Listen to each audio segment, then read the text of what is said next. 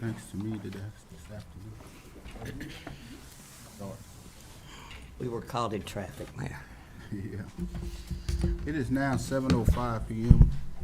I would like to go ahead and start the meeting for tonight. The Board of Aldermen of the City of Brookshire will conduct a regular meeting on Thursday, July the 6th, 2023 at 7 o'clock p.m. in the council chambers of the Brookshire Municipal Building located at 4029 5th Street. Before we get started, I'd like to have a prayer and do the pledge. Does anyone feel like they would like to share a prayer?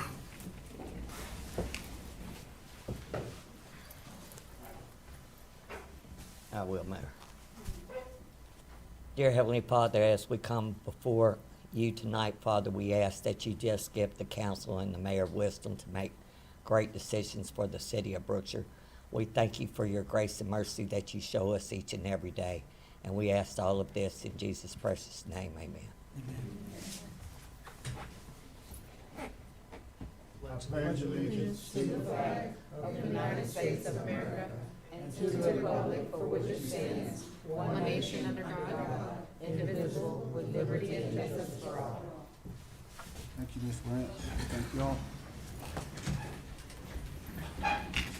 Okay. Out of here.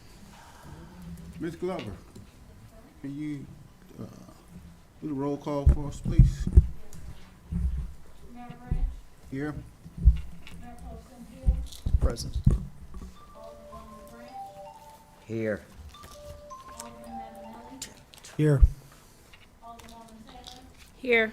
Alderwoman Murdoch. Present. We have a quorum, Mayor. Thank you, ma'am.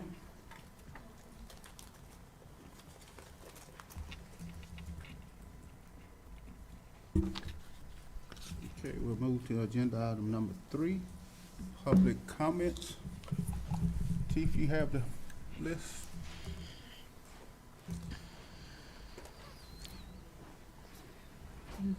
Thank you, sir.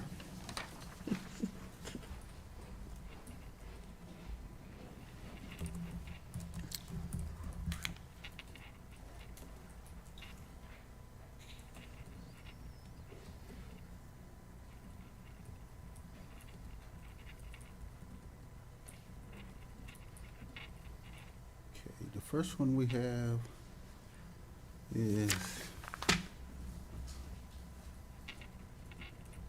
Ahmed. Ahmed. I thought that was a signing sheet. I don't have any comments, sir. Okay, thank you. Same thing for the next one. Wait a minute, hold on. Your There name? it is. When I saw him sign in, so I was like, okay, sign in. You're Stephen? Yes, sir. Okay. And so Nellie and Wendy Ford. Like a big sign or something next to it. Yeah. Okay, next we have Miss Donna Freaky. I may be barking at the wrong tree, but I'm very frustrated with the water district at this point. I think at one point, the city of Brookshire ran the water district, and it would be probably very much more efficient if you guys did again. I recently sold the shopping center right over here. Actually, March the 15th, we closed on it. I am still paying the bills because they have told me that maybe I should just cut the water off because it could take 60 days to get it into the new owner's name. Well, it's now on the 15th of this month will be 120 days.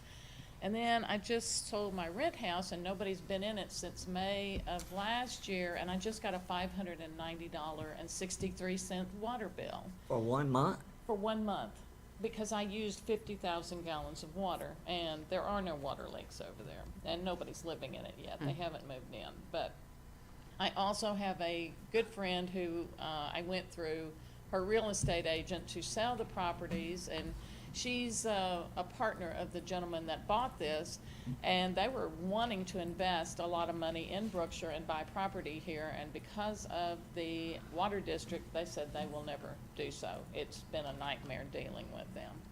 So, Have you ever tried speaking to the president of the water district, Ms. Green? yes, I did. I called her this afternoon, mid-afternoon, and spoke to her.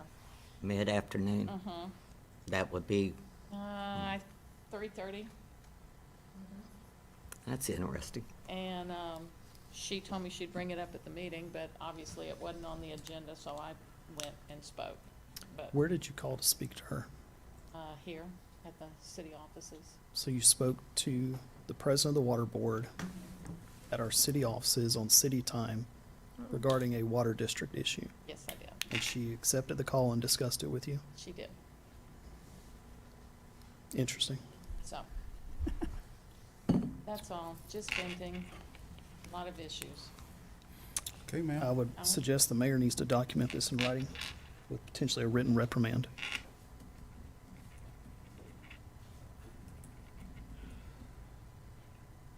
Okay, moving forward, we have a George Salazar. Salazar? Yes.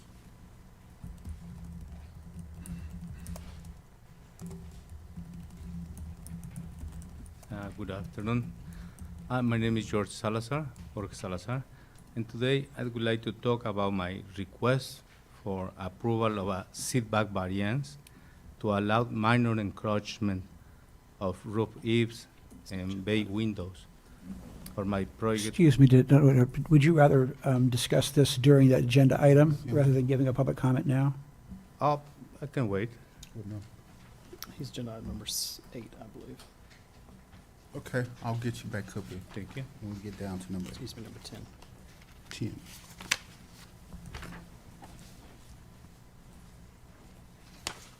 10. Next we have Miss Isabel? You're with him? Okay. Both of these are 2 ends. And next we have Amy? Miss Amy? Yes, ma'am. Are you on the agenda? Are you on the agenda? Or you just have a comment? There is something here, which is number 13. And that's, it is on here, but I mean, this is one of the reasons that I came. Okay, I'll go in reverse. okay, well, Yeah, come on forward. I've talked to people and, well, I've called over here since April. So have my children, April, May, and June, and now we're in July. And we've asked about the convention center. And 10 years ago, I celebrated my 50th wedding anniversary. And this year, of course, it would have been 60, but my husband passed away. And, but anyway, I have heard from people that say that they wanted to rent the hall late in May, for their children were graduating from Royal, where I used to work. And it's been, they haven't set the rates. And and since April, May, and June, I keep calling. I've even come up here several times to see what are the results on it. And it's been tabled, it's been canceled. I mean, you know, you remodeled it, so I would think that you would want to settle this so that you can bring in the money to repair, I mean, to make up for the repairs. But it keeps being pushed aside or canceled or tabled or, so I hope that you can reach a solution tonight. Yeah, it's on the agenda for tonight. we'll have that later on tonight. Thank you.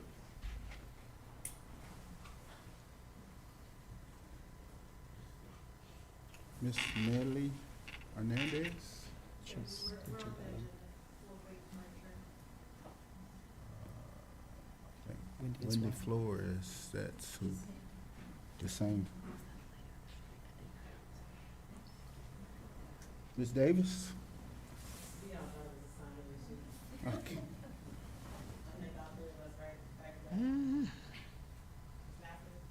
Ms. Laska as well?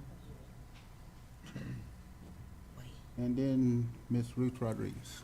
Oh, yes, I do have public comment. May I approach? Sure.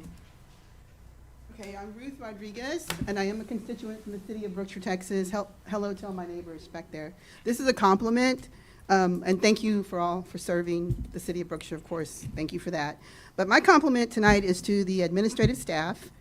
For me, since I've been coming to talk to them probably since January, Stephanie Green, Margie McFarland, Lakeitha Glover, Beatrice Campion now, and then Rodney Goins. When he was here, was amazing. He was a glory for the city of Brookshire, Texas. I'm sorry he's gone, but I commend these public servants for their abilities, their humanity. When they don't know an answer to my question, they say, I don't know. And I appreciate that, because then I know what I need to do next. And also just to, for my satisfaction, no elected officials, Mr. Hill, are allowed in my home unless you're invited explicitly by me. Thank you. You're welcome. Thank you. Was there anyone else? Okay. Let's move on to agenda item number 4, the department heads reports. The following person may provide an update to the council regarding monthly activity in the respective department, but the council may not discuss the report unless it relates to an item on the agenda. The first one we have is Chief Miller.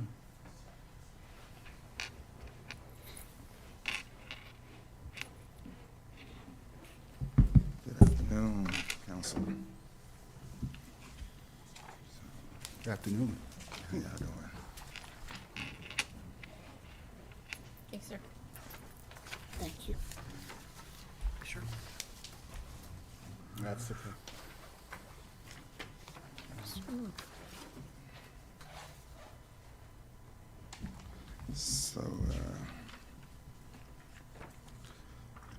So, Council, I had a couple things I wanted to just bring up to your attention.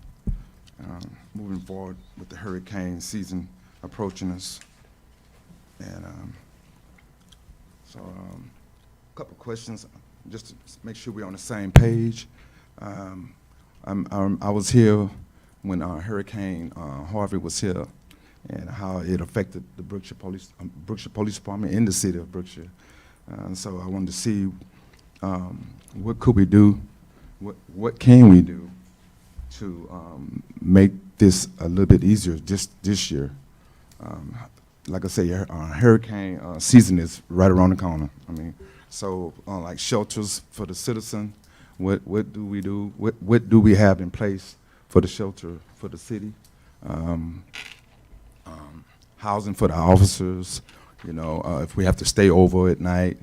Last time we had to stay over because our team was underwater pretty much, so we had to stay here. So, you know, how are we gonna work that out this year? Water supply. I believe we have enough water for y'all. Okay. Dispatchers, they're gonna have to stay over. You know, how are we gonna deal with the pay? Will they be paid overtime or comp time? How are we gonna do that? So it's just a few issues. What is it? Already wrote in the policy that in case of emergency, all city workers get overtime, not comp time. The Red Cross shelter, Mayor Branch, if you'd help me remember the name of the church that's the designated Red Cross shelter on South Street, Pastor Gamble's church is Curry Chapel. We're working to get the convention center designated as well. We had a fire department at that time, so now, you know, we really don't have that distinguished fire department. We do, Chief Miller. We belong to the ESD, Waller County ESD number 200. They are located right outside the city limits. And the citizens pay extra to have fire and rescue be done by the ESD Waller County District 200. Did someone So- tell you we don't have a fire department? No, we've been using, Because there's been several statements made publicly lately that we don't have one. And so I'm just curious for you to say that. It's kind of surprising yeah. as the police chief. Well, I know we've been kind of balancing on the fire department that when we make a phone, when we get a 911 situation. That's why I was wondering, is it? Y'all have been doing what? So the fire department, what is that, on 359? One, It's our fire, Yeah. it's our designated fire department by the ESD. all right. We had a RAF at one time for high water. I don't know where it's at right now, whatever happened to it, but I remember us having one. It's You a remember that? boat located still at the Brookshire Fire Department Oh, is it? building. Okay. Okay, we was looking for it, and, Flat bottom aluminum boat. okay. Yes. Okay. Fuel, we want to make sure that we have fuel. Remember last year we had credit card, well, you know, I got rid of the credit cards, so. We'll just One have of to wing it, because if we lose power, nobody will get Okay. Credit fuel. cards is not gonna do you any good. Right. Y'all have fuel tanks at the PD, do they not operate when the electricity goes off? Can we dismiss to executive session? Let's dismiss to executive Okay. session. Okay. Please stay, Yeah. Officer Chief Miller. What else you have, sir? Also, Mayor Branch. Mayor Pro Tem Hill asked that we go to executive session now. you want to go on? We don't need to go for all of it. No, just for this item. Let's go to executive session. I do have quite some things I need to Okay, we'll show. discuss it. in- So you want to wait? Yes. Okay, all right. Please. Okay, that's right.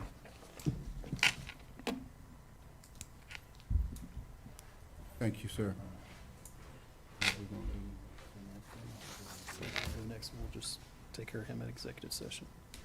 Okay, the next one is Public Works Director. We'll take care of that in the executive session. And the one after, You can do them in open session. That's fine. I would just like to speak with Chief Miller in executive session. Regarding his report. okay. Mr. Kelly, would you come on up?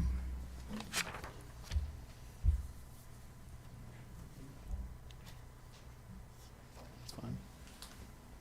If you'd like to. Mayor, council, just briefly, I won't be long. We still cleaning ditches, replacing cupboards, and also, certain alleyways, we done started on cleaning in Hereford Drive. That's something should have been done, it been kind of dry, we was able to get in there, a couple of trees, and, that's about it.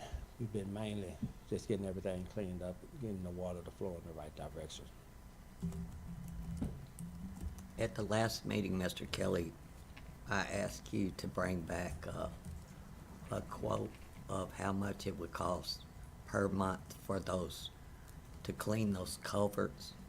I know you've been busy, and if your answer is, Ms. Branch, I've been digging ditches and helping you with the 4th of July festival, and I overlooked that task, I'd understand, Mr. Kelly, and I just asked you to present it at the next council meeting. Ms. Branch, I have those bids. The rental machine, I also have bids where they'll come out and do it themselves. I do Oh, have they that. don't wanna lease the Yeah, machine? my recommendation to the board is, I recommend that they come out and do it themselves, because they know their machine. All of that information's under agenda item 15 It's in on the agenda packet. item number 15. Thank you. Okay. Okay. Mr. Kelly, I have a question. You indicated in your report that the slope mower, that we can't repair it because the parts are unavailable. Well, yeah, most of them, but I've been working on it, I've been driving, I won't let nobody else drive it, because, I know the machine, but it runs, it runs good, but it's almost 30 years old, but I like it. So do you have a recommendation, or can you come up with a recommendation for what we need to do with that? Yes, well, Replace it what or- I was gonna do, I was gonna bring that up in our next budget. Okay. Thank you. I think that's a proper time to Can you, discuss that. can you tell me what you used the slope mower for? Okay, like today, I was on Stella Road. I was cutting Stella Road till it started raining. And I do half a South Street ditch on the south side of the ditch. Mr. Kelly, I need you to stay for an executive session. Yes, ma'am. Remind me about the slope mower when you come back, because we're going to handle some more business, and I'll forget what I asked you to come back for. Yes, ma'am. Okay, we have Municipal Court Director, Ms. Sherry Bryant. So far, court's still the same, it's still in control, it's doing good. The reason why I'm here tonight is for the Court Security Committee.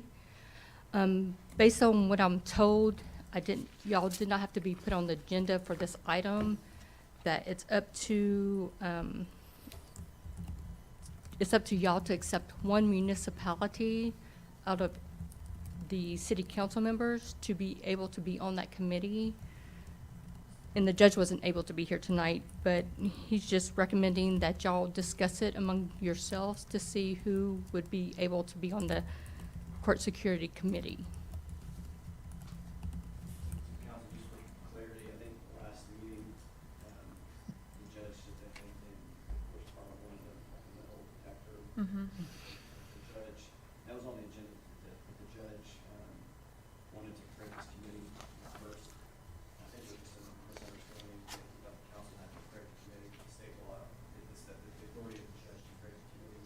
The judge wants a representative of the council on the committee, so that's really the request. So, and it's not a formal action to take, you just decide somebody that can be on this committee once it's created by the judge, a council representative to be on the court security committee. If he asks Ms. Brandt, tell him that Ms. Branch nominated Mayor Pro Tem, Mr. Hill. I will. And if Mr. Hill. Is there any other volunteers? I will tell Judge Krennic that, yes. But other than that, I think that's all I had for the agenda tonight. Okay, thank you, ma'am. You're welcome. Now we have Mayor Branch. Mayor Branch is staying busy. Mayor Branch has talked to several different companies regarding insurance, updated data system that should help free up some of the work for the city. Making sure the public director, the chief, Ms. Bryant, have the things they need to work every day, and that's about it.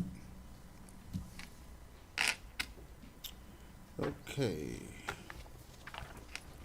Next agenda item will be agenda item number 5, approval of council meeting minutes from June 15th, 2023.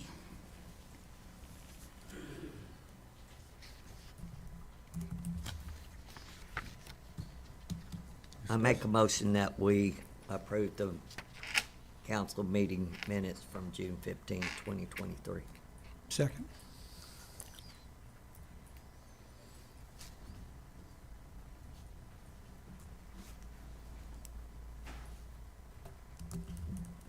Ms. Newendorf, 4.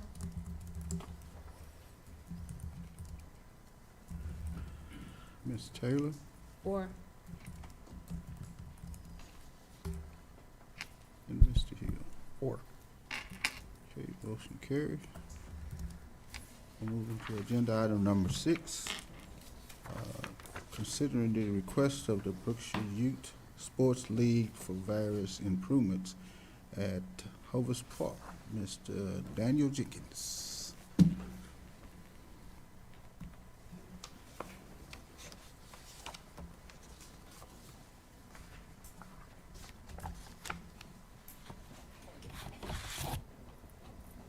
Thank you for giving me the opportunity to speak with you all. There's several things that I want to bring to y'all attention about at Hovis Park that we're requesting permission early. In case if we have any fundraising or anyone donate to the league, that we can have these things fixed without having to come back up to the board and request it again. Some of the things, I don't know if you got the request. Did everybody get a copy of the request? That you can follow along with me. Oh, we got that. We didn't get any financials or anything like that. We just got that. We were just coming to ask for permission to execute these things in case if someone decide to donate to Brookshire Sports League. That way we won't have to sit back and wait due to the fact that people have a tendency, if you wait too long, they renege on what they're going to end up doing. And we just want to make sure that we're in a position to capitalize when someone wants to donate to us. And the things that I'm asking for permission on here is about 6 items. You know, 3 scoreboards for each one of the fields, removal of grass from the small Little League field. Could we go one at a time, Mr. Jenkins? Okay, the first one on here is to install scoreboards, 3 each, for each one of the main fields that we have out there. And those have to be ran by electricity. Yes, ma'am. And I know the last time, I believe you were here, Mr. Jenkins, you had, Brookshire Hyundai had donated 1 scoreboard. Yes, ma'am, yeah. Where are the other 2 coming from? Well, in case we do get someone to donate the other 2, we already have permission to move forward. The only thing we have to end up doing is contacting the mayor and let them know that someone else has donated, and so we wouldn't have to come back in front of the council. Okay. Whose property would those scoreboards be? Would those belong to, would you donate those or put them under the property of the city of Brookshire, or do you intend that BYSL would No, maintain it ownership? belongs to the city of Brookshire, because anything that we place on Hovis Park, that's anything that fits, transition over to the property of the city. It's a part of our lease on Exhibit A under Section E. Anything we do, even bleachers, becomes the property of the city. Nothing remains with us that's fixed to the ground or fixed to the building. So we just try to make it a better place for all these kids. I can appreciate that. Are we going to have the right of refusal of what you propose? I know you're asking for permission to raise funds, but when you're asking for a permanent item to be erected, such as scoreboards, bleachers, you know, it's kind of a little bit different, right? Right. But on scoreboards, will the city have the right to reject or approve what's being proposed as far as the purchase is concerned?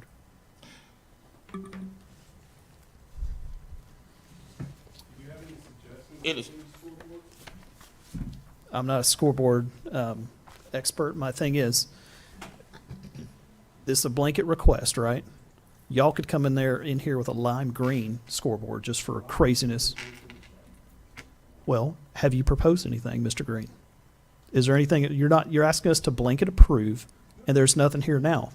So, oh, well, I understand what you're asking. you know, Anything that we do it at Hovis Park is always going to be under the colors of Raw Independent School District. We're not going to paint anything no more than the colors we have out there, and that's red and blue and white. Those are the colors we started with. Those are the colors we're going to maintain throughout the course. When I'm no longer part of BYSL and someone else take it over, I'm hoping that they'll stay with the same colors, because we want to represent Raw ISD and Brookshire, and that's it, Raw ISD colors. So anything that we do out there, that's the color it's gonna be. Like the signs that the mayor approved for, they're blue. That's part of Raw ISD colors. Nothing we are doing is gonna be anything out of the ordinary. And anything that we do, I always bring it by the mayor. I never do anything without asking him first. That's true. Number 2. I have a question. I see the note you sent after there. The checks.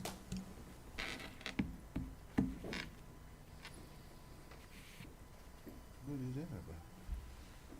There's no confidential information, is there, Mr. Hill? There you go. it's a check. There's no confidential information on that check. What's that about? It's public trust. We're supposed to trust Did you all- see me set it up there, Miss? Thank you. I don't see your face, but anyway, Well, because Mr. Green's trying to make an issue out of something when it's a very simple question. We're given the governance of the oversight. I asked a simple question, are we gonna be able to see the renderings to know what's being presented out there? I'm not saying it's a bad idea. We've discussed it before. I don't have an issue with it. But when we're gonna erect a permanent structure, there should be some oversight to know what's going out there. And right now, all we have is a piece of paper that says, this is your list of requests. No cost associated to it. Then there's a secondary part of it. It's gotta be hooked up to electricity, right? Which means there's gonna be an increased cost incurred to the city. Who's gonna install it? I understand you're getting donations for the donation of the board, but who's gonna install it? Is that the city's responsibility? Are y'all raising funds for the installation too? It's gonna be all inclusive. So those are the questions, and we have every right to ask those. The reason I I have was. no problem. I didn't think you would, because you and I have discussed it several times. Right. That question is because you, personally, you have, some sort of. Why don't you come up here, Mr. Green, where we can hear you, because I can't hear you. I think you have something personal against this, baseball league. And yes, I do. Did we not talk about EDC taking care of the fencing for Otis Park recently? Yes, we did. Recently. How Okay. many weeks ago was that? Well, recently, Just a couple.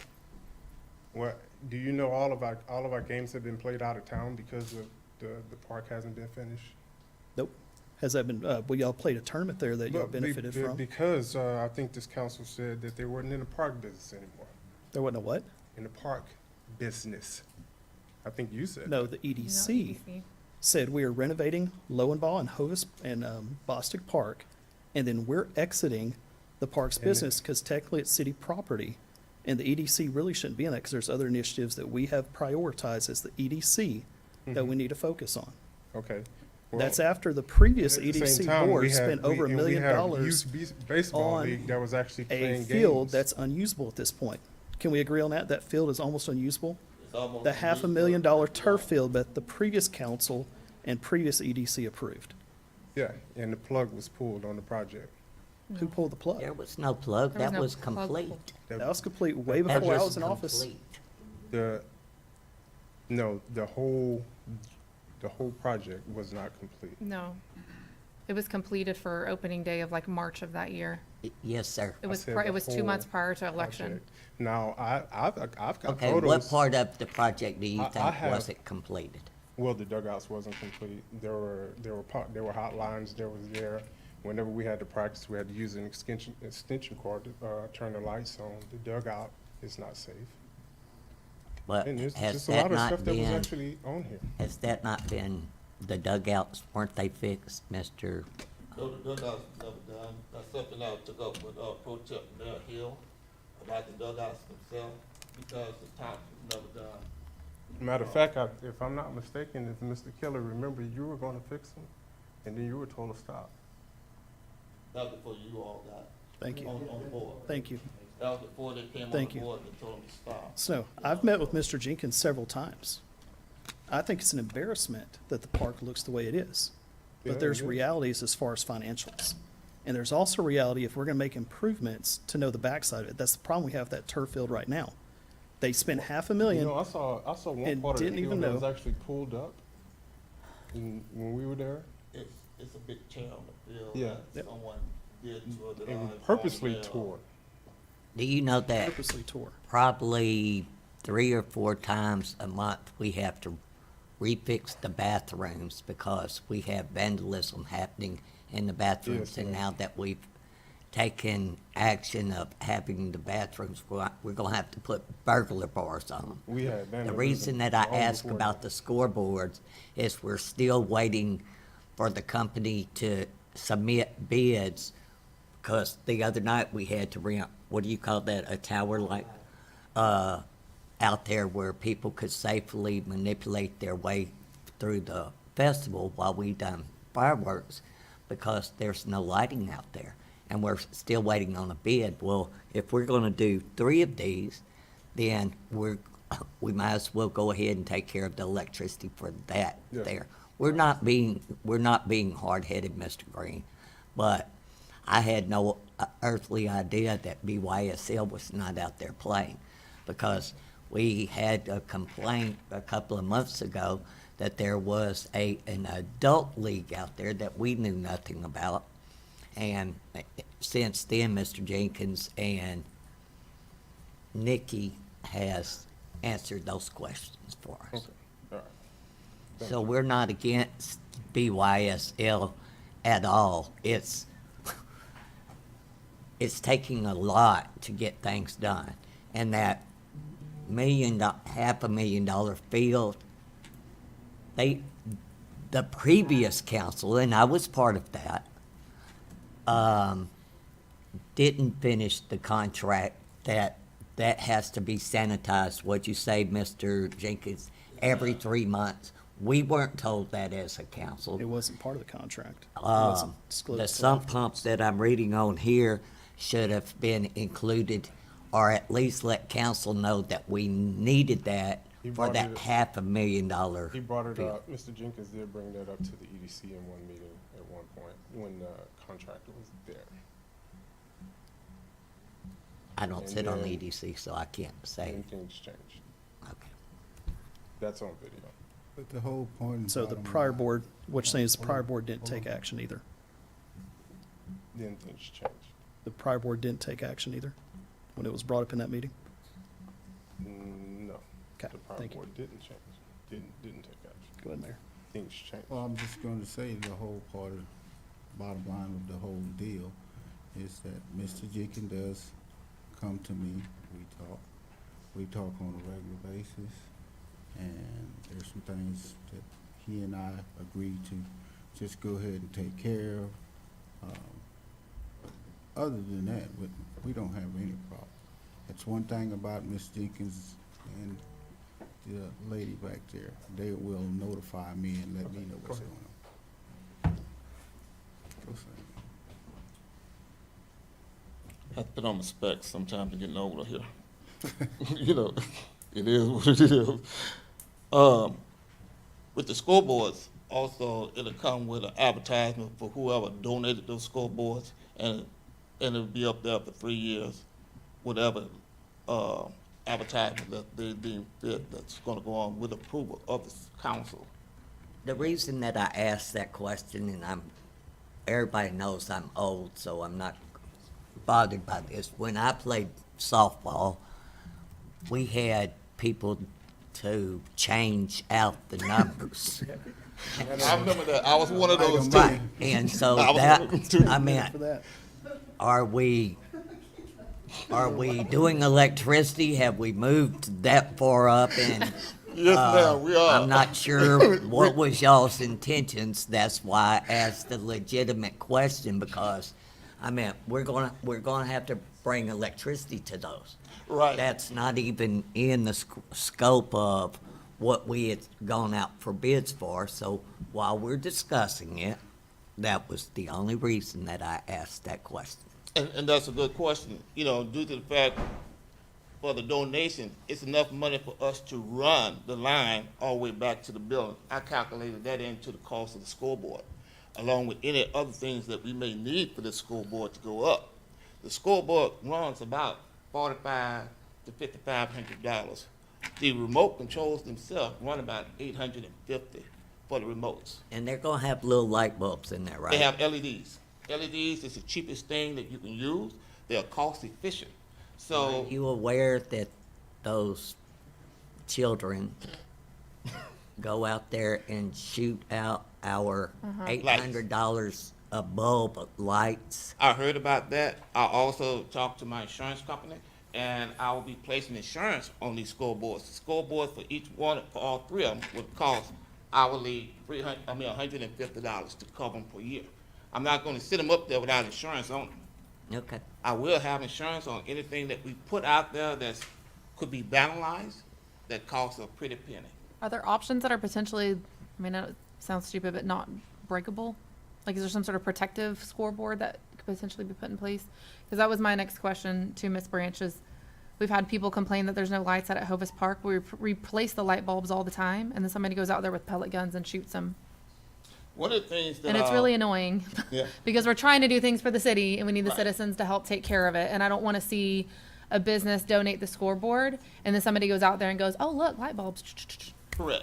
One of the things that I didn't get a chance to mention, Mayor Branch, is that we can also make it portable.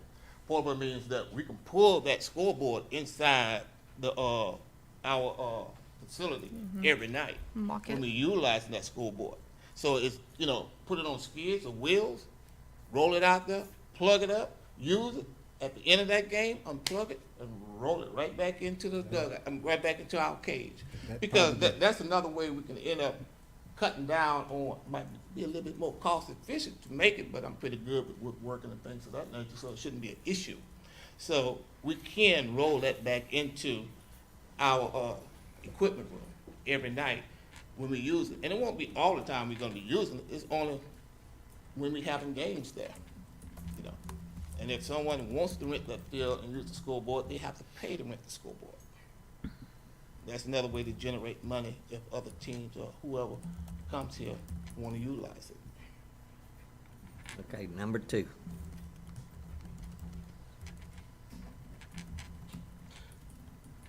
I've spoken with the mayor about the girls' softball team. The girls' softball play on dirt. It's a combination of clay, sand mixture. Right now, we have all grass. It's totally different. Our girls came from losing every game to like 9-1. They are doing excellent. So are the boys. The coach came to me and said, hey, we have someone that's willing to do the work. We just have to play for the mix. The mix is approximately $1,900 for a 24 load. That's 2 12-load trucks that we have to have brought in. Really, we only need but 22, but due to the fact that they don't sell they sell it in 12 cubic yards each. So we have to get 24 loads. We have something left over. But we have someone that's willing to do the work for us for free. We just have to provide the material. And one of the things, we got everything for the boys, we have to do something for the girls. And that field could be used for boys or girls, but it'll be primarily used for the girls because the girls play on clay. And if they're not used to playing on turf, it's totally different. And it's totally different when you're playing on grass because we don't have the cutouts for kids to run around the inside of the infield yet. So that's why we're requesting, if we do get permission, that if the same businesses want to donate their time and come out there and do the field, we just have to come up with the money to get the material. And hopefully maybe the city might even pitch in a couple dollars to help us get it. And that would go on the Little League field, the first field to the left. That's the 200-foot field. You know that there's probably wouldn't, if the rest of the council decided that we could do that, that wouldn't happen till after the new budget Yes, ma'am. of September 1, right? Right. Because right now, we still saving, we trying to get there, and it probably won't be until after September before we even get the money to be able to do it. And hopefully the company is still willing to do the work.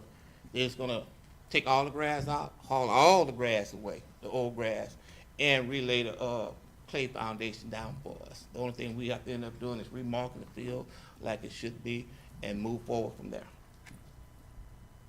Okay, number 3.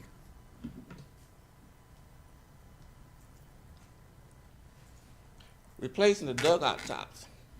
Each one of the fields don't have a reliable dugout top. Even the first field that when you come into it, the support is wrong. It's supposed to be a T-cross in the middle to support the dugouts. Any type of heavy rain we get, we start seeing the sway inside the dugout. 2 of the fields doesn't even have but 1 dugout top. I've contacted someone that proficient in doing dugout tops. It's gonna cost about $1,400 to $1,500 per dugout, but they're gonna do everything. And as we save up money, I wanna be able to, if I get 1 dugout top done, I get 1 dugout top done. If somebody wanna donate, or if y'all see where y'all got a little extra money, y'all can push that way, we'll get another dugout top done.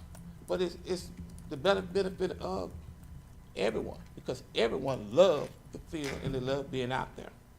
And so we want to be able to do each one of them. Right now, we're talking about 1, 2, 4 fields. because we found another field out there. I know you looking, we found another field out there. It was used for the T-balls. It's over by the splash pad, which I'll be submitting again to readjust our lease because it's all the way down to the right. I thought we clarified that that was actually under the ownership of the house that's currently for sale. There's a house immediately next door to when you're looking at Hovis. The one to the right is currently listed for sale, and I believe, I can look it up real quick on the tax documents, that property actually belongs to them. What? With the splash pad and all that? No. So it's like The property the between property, splash so pad the, and the house. field that you're talking about is kind of covered in woods right now. Right. That property, I believe, I'll look it up, but Oh, look at that one. I mean, you can continue, I'll look. But if we don't utilize that one, we're looking at 3 fields getting there, you know. Any questions about the covering for the fields? No, I really wish that we had the amount of money for each of these items. Let's just say that city council, you've got 8 items on here. Let's say we approved 3 of them. I'd like to know how much is that gonna cost the city? Say that we wanted to approve all 8 of them.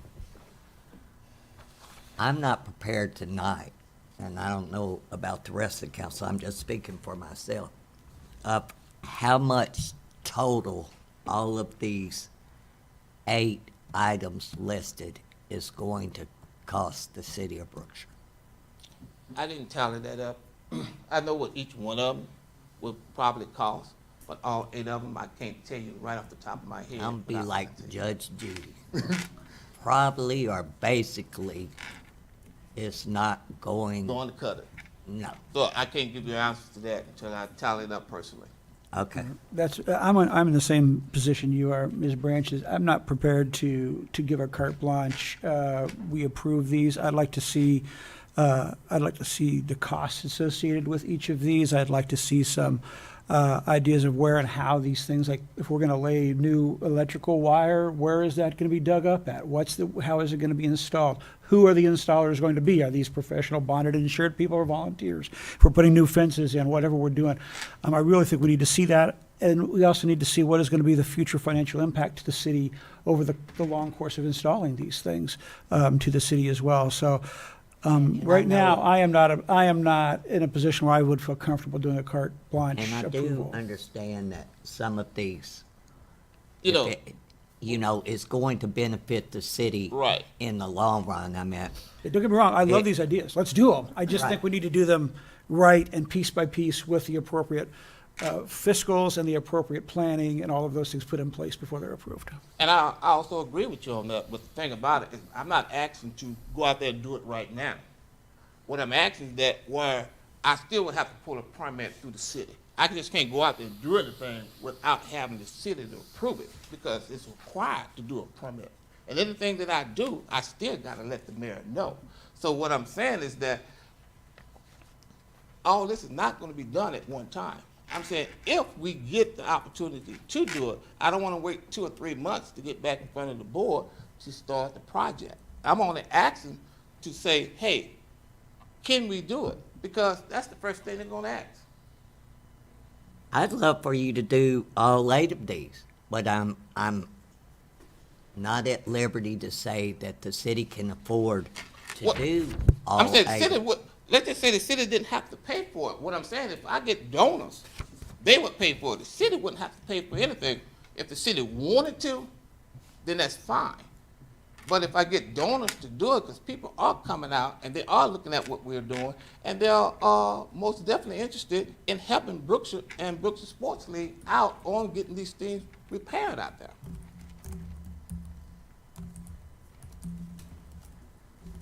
I know that's, like I just said, that the city is gonna benefit in the long run with, we'll just take replacing the dugout coverings on all fields. we don't know how much, correct me if I'm wrong, we don't know how much the person that, think that you said, it has to be a T-post or something, you said that for the, For the support of Right, the dugout itself. be the top. done properly. Properly. And Because we wasn't want done it to properly be before. done properly because it should last us for a while. A long time, correct. So I can't say, oh yeah, Mr. Jenkins, I want y'all to go out here and raise all of this money because it wouldn't be fair to BYSL for the city not to donate. I'll take back the word donate because we can't donate to right. anything, but take financial responsibility in doing some of these projects. But us not being a dugout top person and not knowing how much fertilizer you're going to need to fertilize the field, the granite rocks around the backstop, I have no earthly idea how much granite rock. I guess what I'm trying to say is we need a ballpark figure. That was Yes, funny. that was cute, wasn't it, Mr. McAnally? How much these 8 items approximately would cost. I have no problem with that. I will get you that by the next board meeting. Do you And if want I- me to if submit I them made- back, or do you want me to If just? I made a motion that you would be on the agenda at the next city council meeting, could you have those numbers for us, or would you need it to the first city council meeting in August? I'm gonna have to go with the one in August, because I'll be out of the country again by the next council meeting that's coming up. Mayor, I'd like to ask the council to table this and see that Mr. Jenkins be put on the first council meeting. I don't have a calendar, somebody help me. The first council meeting. August in 3rd. August 3rd, 2023. Second. And that's my motion. August what? 3rd? August 3rd? Yes. I have a second. I seconded it. Just for clarification, that property is owned by Toy Sheds Incorporated. Oh, so, It doesn't belong to anybody, nobody around here. oh, okay. It's the business, it's the RV and boating business, out of Katy. I mean, they have an ownership address, but I don't know if that's their incorporation address, but They have a telephone number out there on their advertisement. yeah, but Oh, it's, okay, well, So- I thought it was part of, maybe it Hovis was, Park. I mean, it very well could have been at one time prior to like the Hovis family donating it to the city, but on Waller County CAD, according to, 2023, it's owned by Toy Sheds Incorporated. okay. Ooh, didn't know that. That's good information to know. Have to keep people from over there. That may be why they I planted do. that may be why they planted that line of trees on that north-south line. Okay, Ms. Taylor, your vote. For. McAnally. McAnally. We tabling. 4. And Mr. Hill. 4. Okay. See you August See you in 3rd. August. Sounds like a winner. Thank you, appreciate it. Thank you, sir. Have a good one.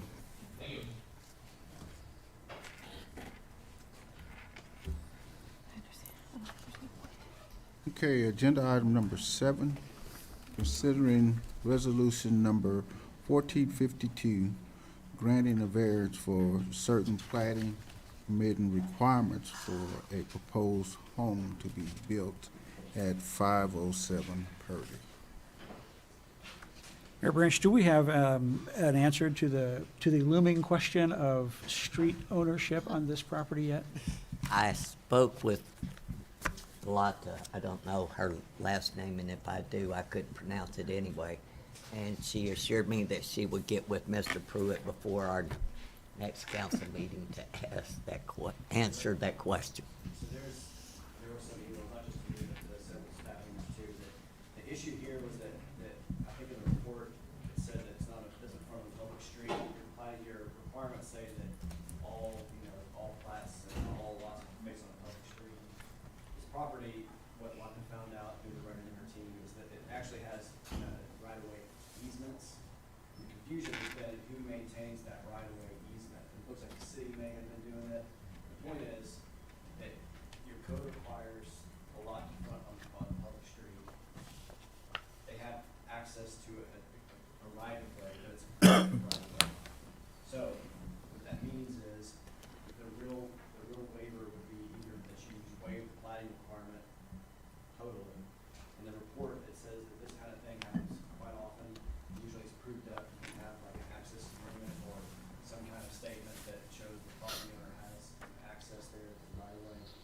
one way to do it.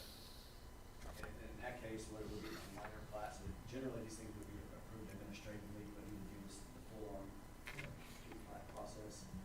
But because your code requires the final plat, and your code does require a lot to face on the street, then you really got two options to approve. You can approve the required plat, but with a, some kind of easement statement or something like that, access easement statement that they can provide, or you can waive the final requirement.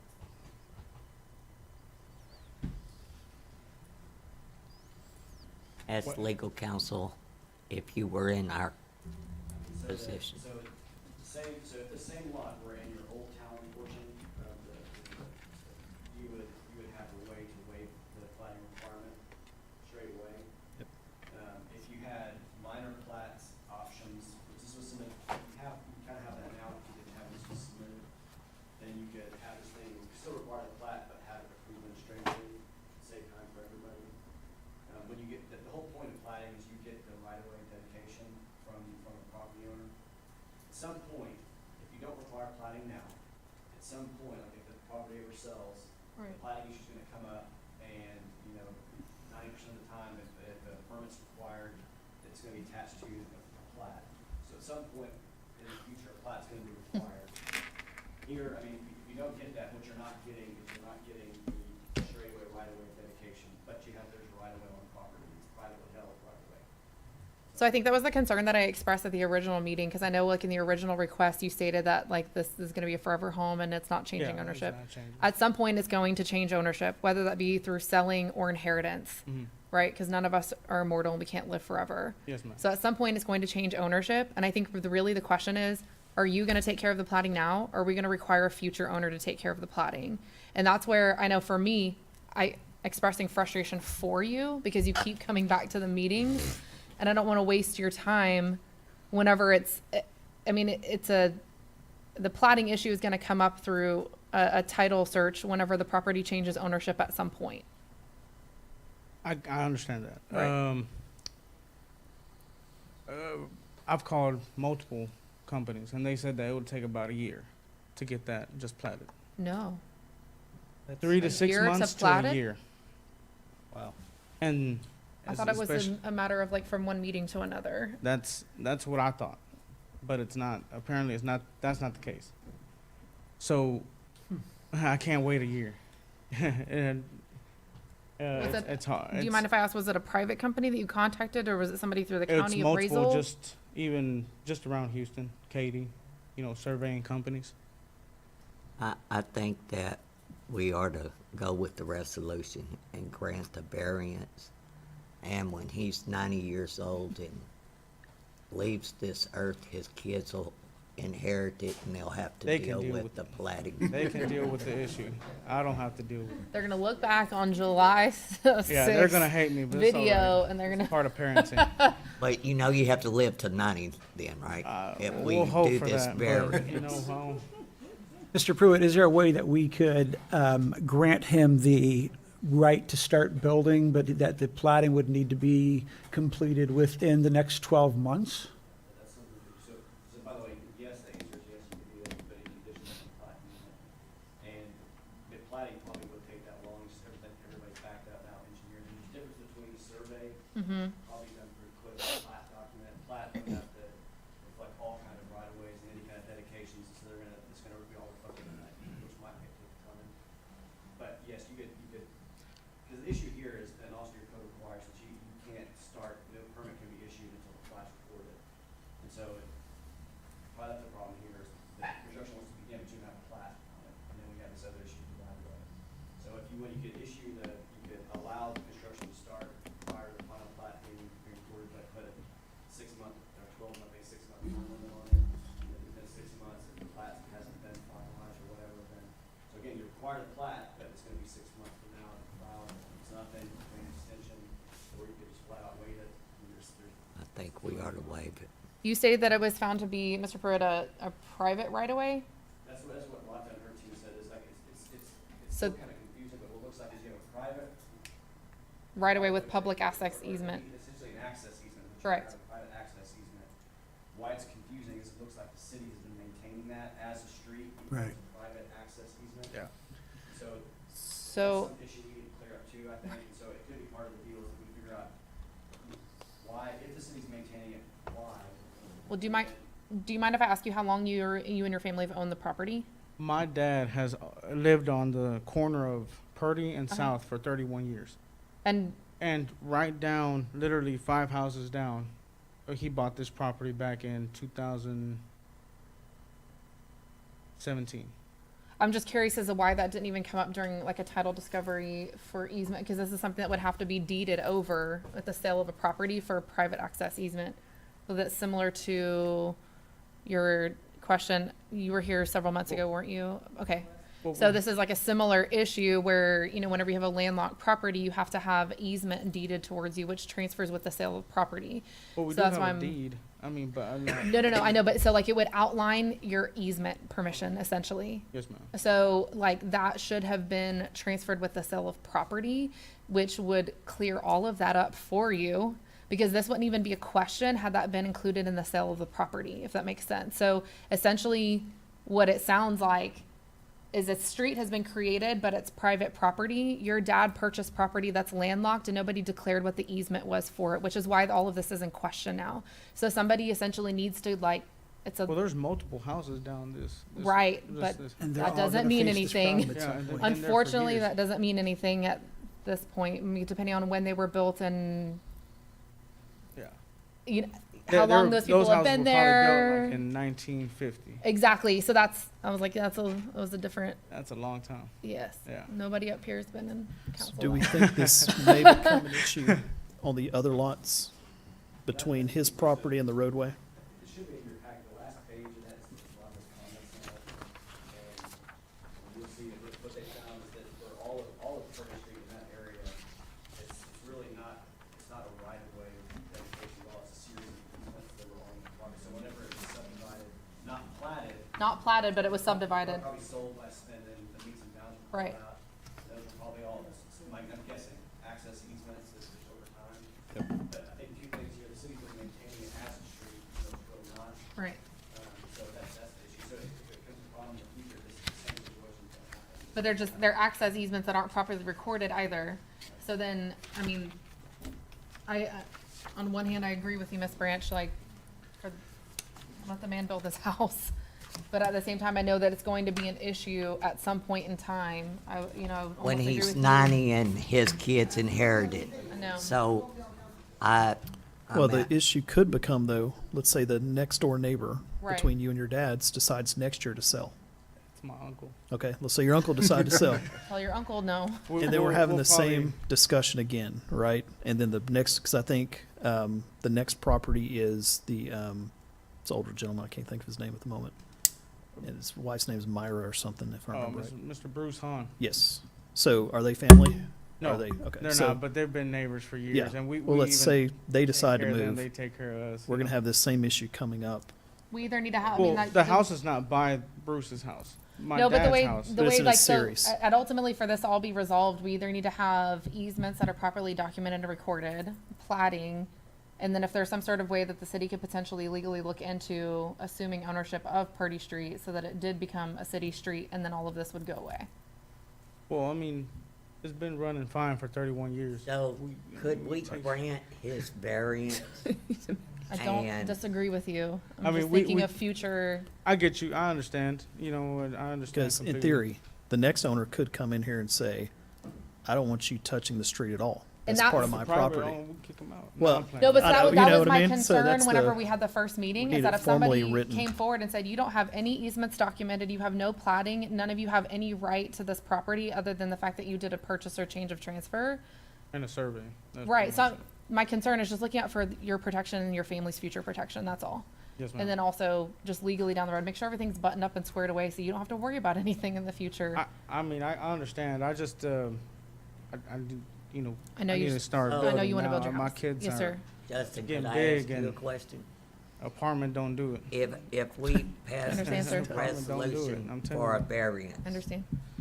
could the city then ask Gunda, which is now Ardura.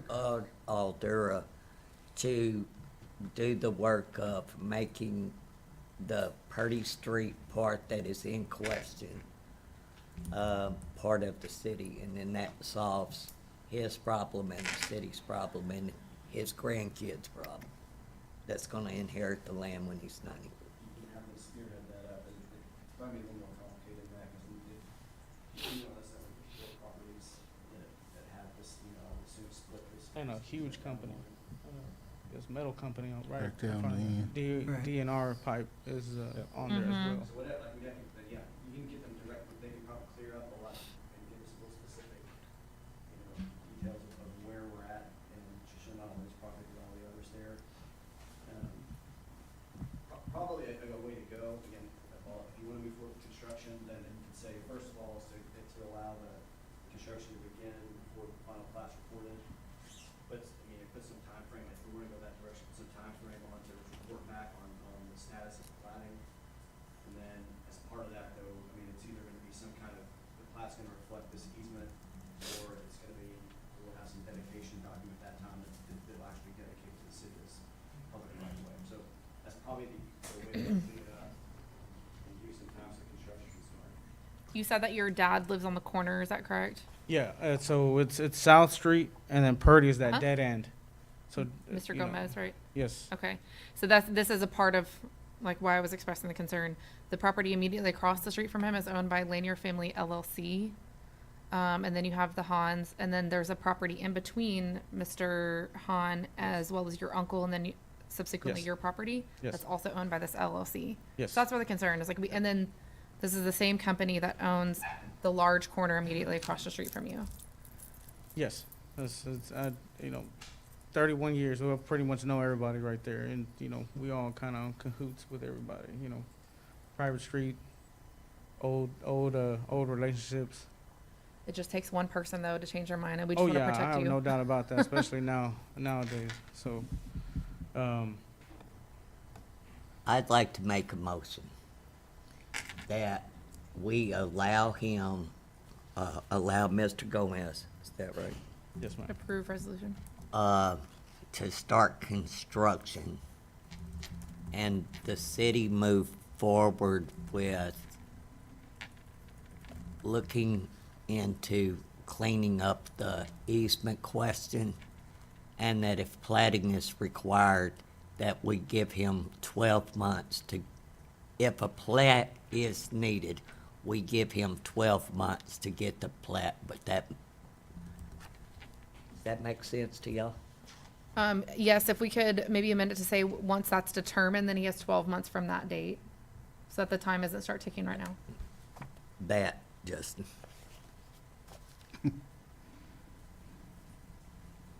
Second.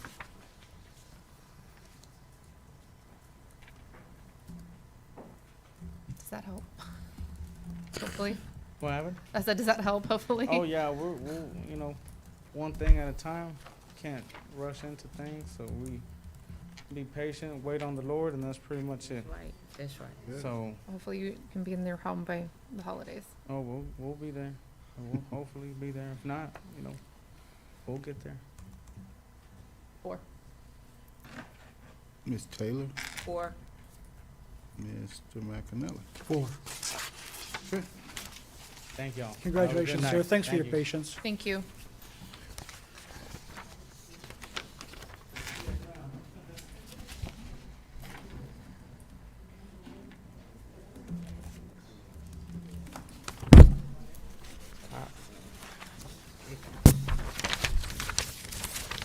Okay, agenda item number 8.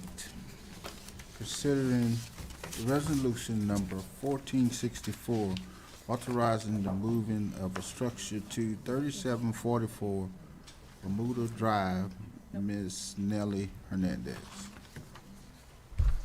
Good evening, council. It's not to 3744 Bermuda Drive. I understood that as being the address where I live right now. The address in question, the property in question that I would like to purchase is 1026 Ruse Street, Right. In Rouse. And it's located in the Brookshire Gardens subdivision. It's half an acre. The reason why I'd like to purchase it is to build my house. I have the 40-foot standard shipping container that I would like to move onto the property, and from that structure, continue the expansion of my house. So that's the whole purpose for it. As of right now, it's an office space, and that is the permission that I would like to request. I have been talking to Ms. Diana Ducruz, and she says that there is no restrictions on the property. I've gone to Waller County. I opened up the big book under deed 152. There's no restrictions on that property. And so she said, what I need is to go on to up to the council and ask for permission. And that is why I'm here. And our city ordinance doesn't allow storage containers. So how are we gonna get past this? It does allow. There's two lots. Doesn't allow it. Faces Rouse's. Mobile home service, you going this way? You actually face this. I'm not thinking about that. Remember, let me help you. And then you can help me. Remember the gentleman that has the vodka company next to Public Works? They wanted to bring in a storage container. It was during COVID. And he wanted to unload the bottles and then load the bottles back, but we had to give him permission to bring the storage container onto his property because our city ordinance doesn't allow storage containers. But it does allow storage, you don't have any prohibitions against storage containers. What you have is a prohibition against moving structures in and out of city limits. Right. You allow, subject to all building codes, people can use storage containers to do issues requesting to build houses on them. That's all fine.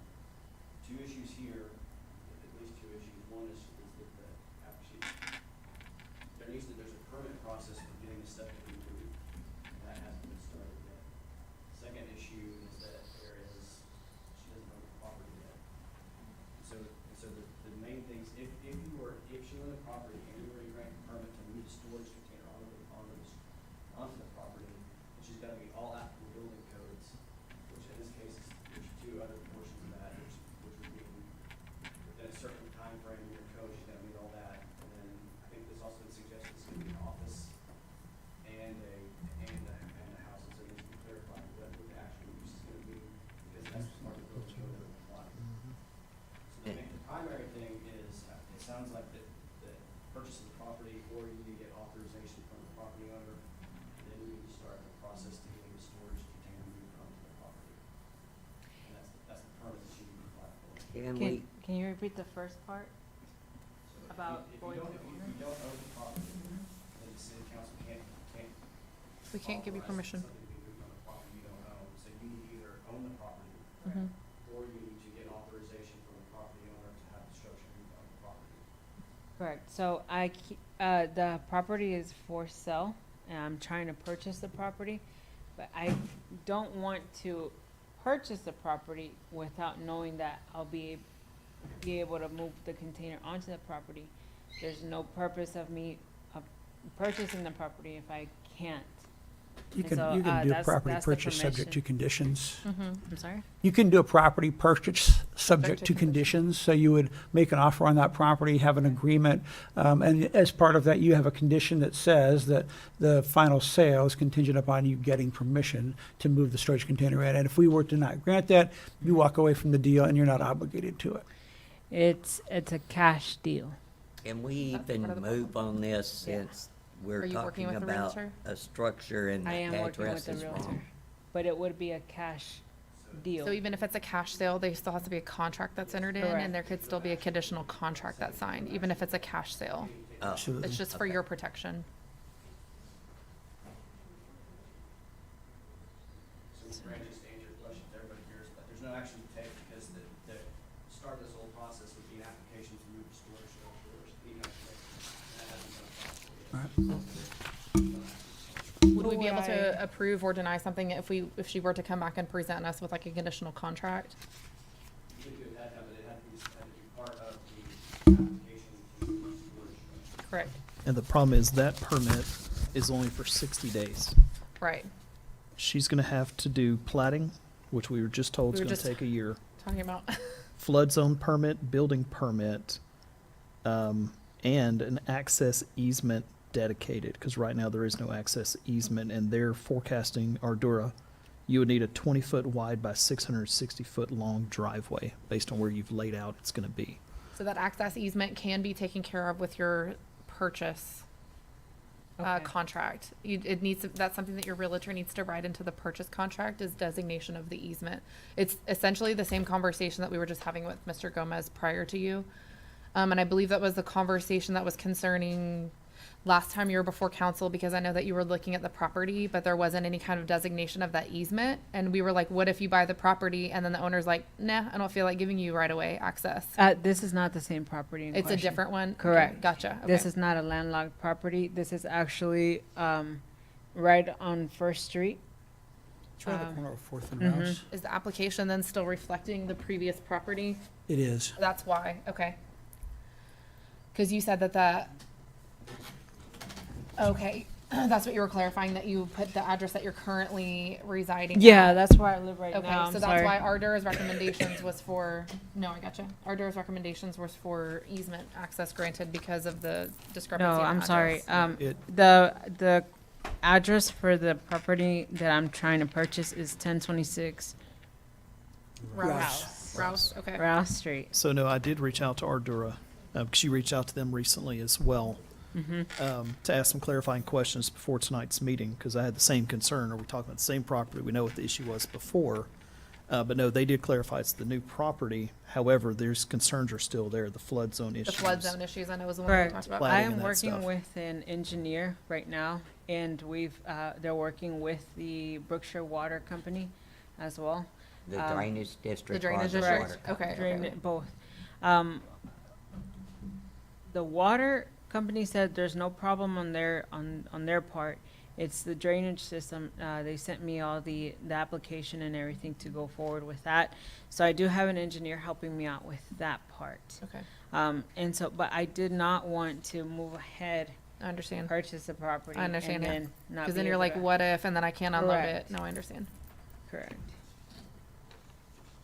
Yeah, I still, I mean, But I do I'm not a have- real estate expert, but I play one on TV.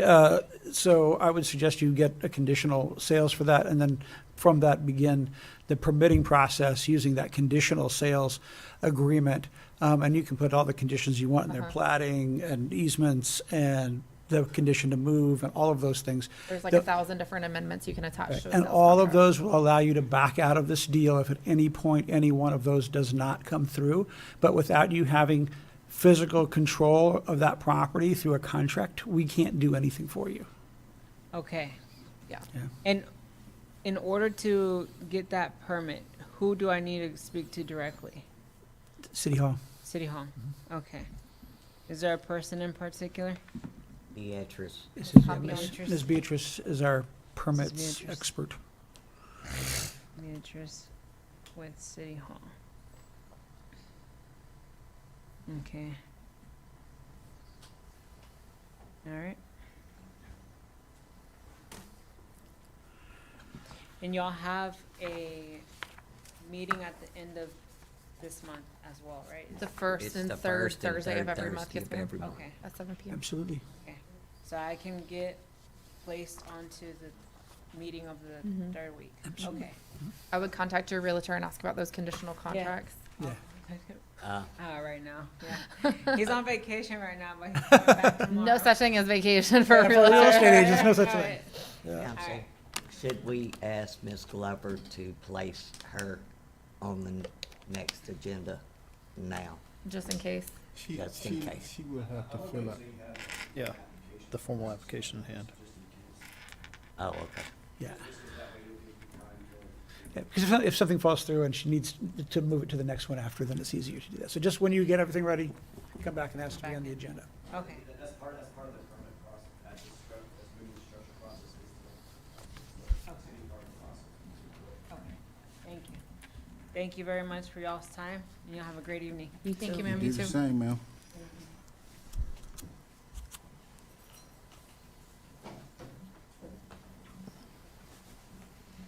Okay.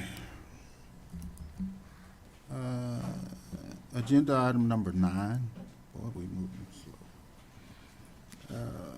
Considering resolution number 1465, authorizing the mayor to approve the insurance rate for the city employees as provided by Texas Health Benefit Pool. Do you have anybody to speak on that? Not, doesn't appear to be here. I did reach out to this Mr. Coronado, Donald Coronado. Yeah. I mean, I guess a few questions I have, and some of it's because we've not encountered this so far. What are the current rates, and is this going to be an increase on our employees? Additionally, some employees have recently informed me that based on our current plan, they can't go to their preferred doctor until they've met their $2,500 deductible. Then they can go to any doctor they want, but this plan squeezes you into a set of doctors through Next Level. Like a partial HMO. That's why I asked for clarity, and that's what I wanted to kind of find out from Mr. Coronado, but sent him an email and a call and didn't get an answer back. So, Well, is this the best we can get, or, you know, I mean, that's, I guess, the only question I would have. I can tell you that the last year when we done the renewal, there was a poll taken through each department. And everybody voted for a higher deductible. Because it's a lower Plus, premium. It's a lower premium. And plus, they had that, the two gentlemen came and spoke about you could take your, if you had this plan, you could take your children and family members. That was the perk to the $2,500 deductible. Not every employee has kids or spouses to take to the doctor, but the majority does, that can be covered without additional cost to the employee. And I remembered that conversation when I was looking through this, and I was confused then as why it lists different premiums for employee only, employee spouse and children, and then employee family. They have different premiums listed here. It's because it was a perk for, I don't remember. I remember the conversation. I just was like, suddenly I was like, well, wait a minute, this is not Whatever showing that. plan, because I think that it's plan A, B, C, and D. Like I said, last year, the employees, you weren't here, were you, Mr. Lover? No, she would not have been. I don't think you were.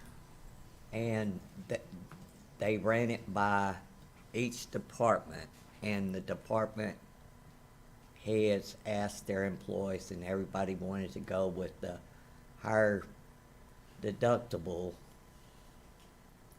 It was cheaper monthly.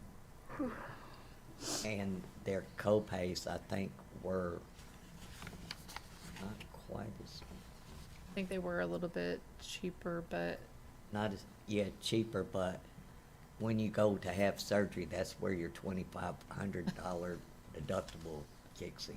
yeah. Not everybody, I mean, none of us know when we're gonna have emergency surgery, but A year later, you get the anesthesia bill. So were employees polled this time as well, related to this plan offering? they had a chance to come in and talk to the, Were y'all polled again this time related to this plan? If you're satisfied with it, not satisfied?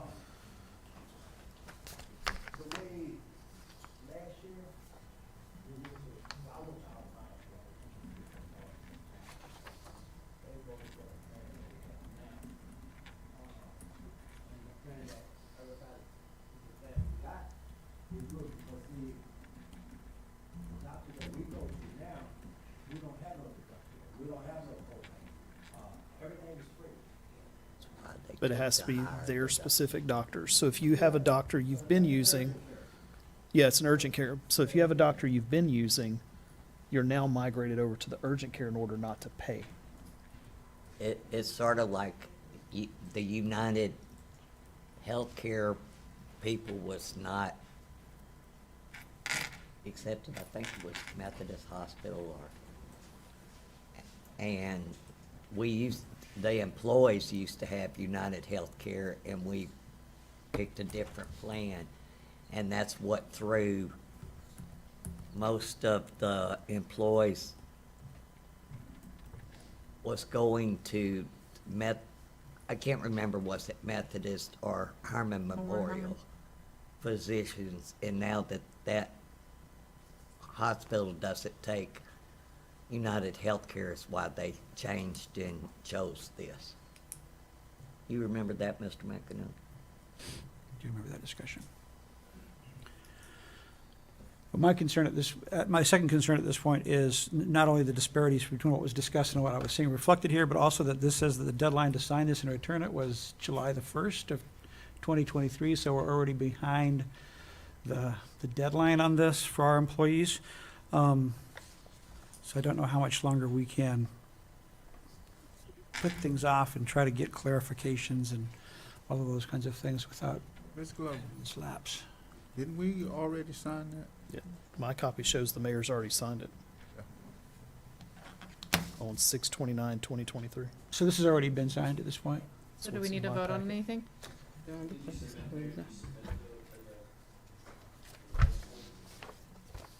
Say that again?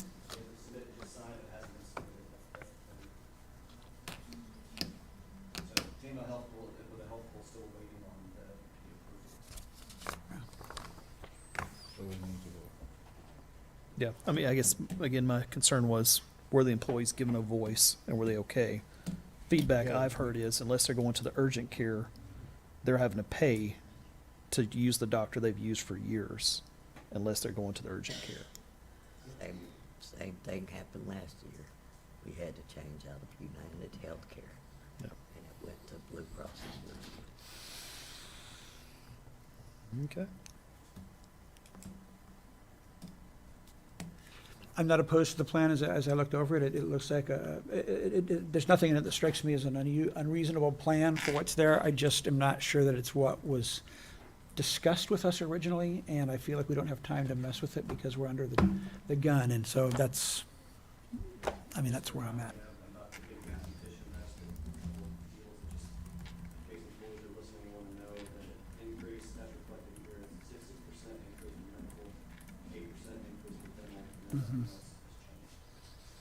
Right. And the city pays the employees the insurance 100%. Pays their insurance. I'm sorry, I left out the important word, 100%. So just the premium, Correct. But any spouses, the dependents, family, okay. it's their cost.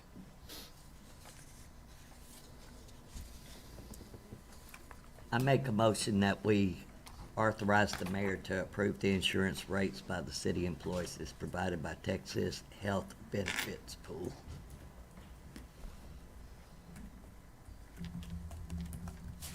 Doubly it.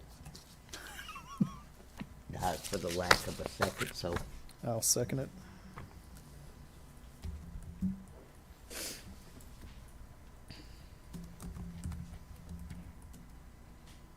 Newendorf, 4. Ms. Taylor, 4. and Mr. McAnutt. Abstain.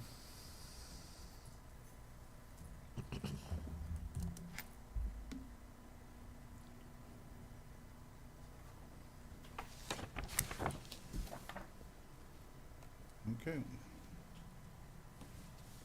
Motion carries.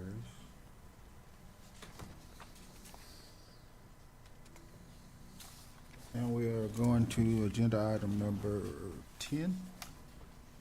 Considering resolution number 1466 granting a variance to allow minor setback encroachments to 2 single-family houses at 3708 and 3712 Second Street.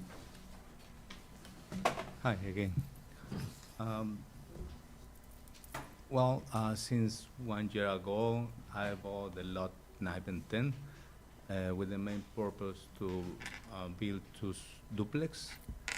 But when I went to get the permit in the drain department, they require civil engineering because they say, hey, this is commercial. It's considered commercial, no, it's a project considered commercial, no residential.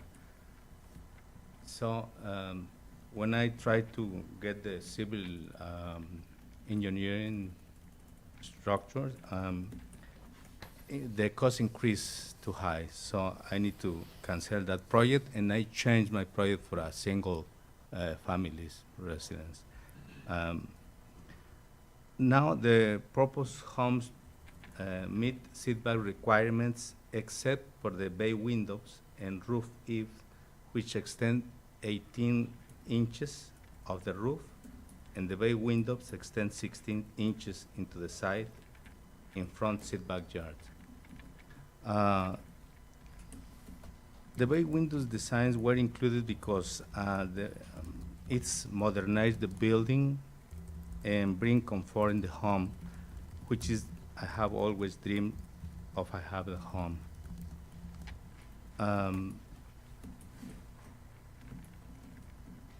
Therefore, I will appreciate your consideration of the approval of this minor architectural project request. This action could support the effort of people who want to live in this beautiful city and make it more modern city as well. Otherwise, without variance, I will have to eliminate these elements of the house or reduce the house to fit, and it will increase the cost of construction again. So it's in your consideration.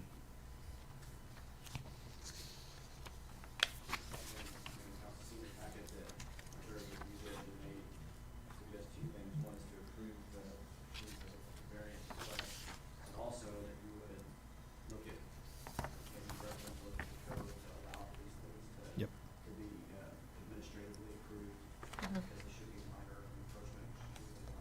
Correct.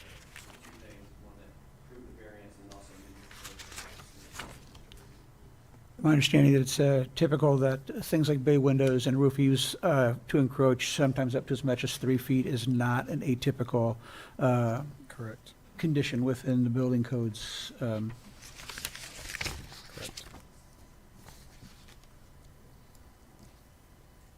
So if you, simple motion to approve the resolution with the conditions or suggestions of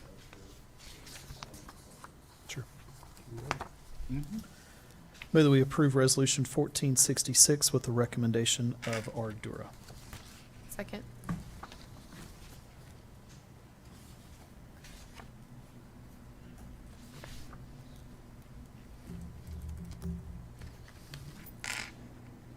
Ms. Taylor, your vote. 4.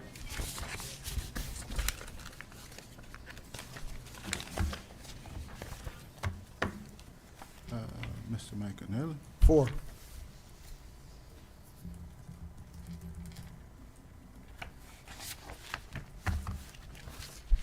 And Ms. Branch. 4. Okay, motion carries. Agenda item number 11. Thank you, sir. Thank you so much. What was it supposed to be?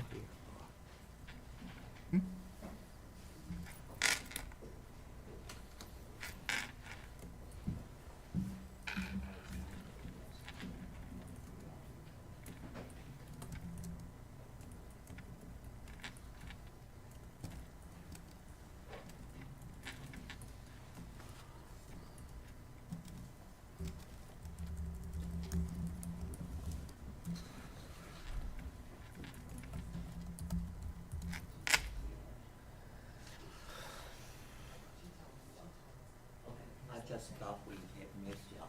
I apologize, council. Okay, I apologize, council. I was trying to move them up.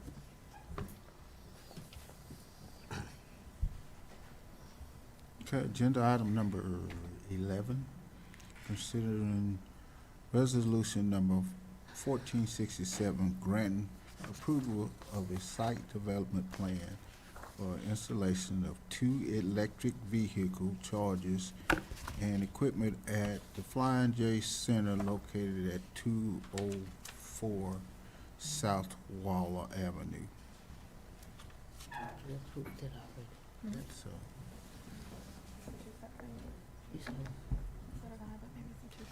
Hello, everyone. I'm Joseph Moore on behalf of Al Services. what's your name? Joseph Moore. Go ahead, sir. Well, this is going to be my first one. I do have some structural literature here for you guys, if you guys would like to see it. I also have a few renderings of the canopy structure, if you guys would like to see that. Yes, please. But I guess I'm mostly here to field your questions about this structure. I wouldn't mind seeing them if you have them available. Good to go. I was fixing to say we just approved one for the Shell. See, this is essentially the same thing we just approved across the freeway for Shell Station. Yeah. It's just that we just approved. So. That was for Shell, across the freeway. That's why I was confused. I was like, thought we already did this. I asked me who was. I knew we just approved Let's one. go in that direction. I'm just curious to see what they're gonna look like. I'm sorry. Just the top one. I gotcha. Anybody else like this? Can you just show us the rendering of the, It's this big one. That's essentially what the top of it's going to look like. It's going to be at the same height as the rest of the canopy that the pilot plane will. Little sail teams. and I was trying to determine where exactly on the site this is located at. Can you just kind of describe where, I'm not following the map very well. So that's a good question. So I actually have not been over there. Just kind of just got dropped in last night. Okay. Congratulations. So, I believe I did pass the site coming in. I believe it's going to be on the freeway side of the store. Got it, itself. okay. That's what it looks like on here. Some of the other stuff made me a little confused, so, Parking area?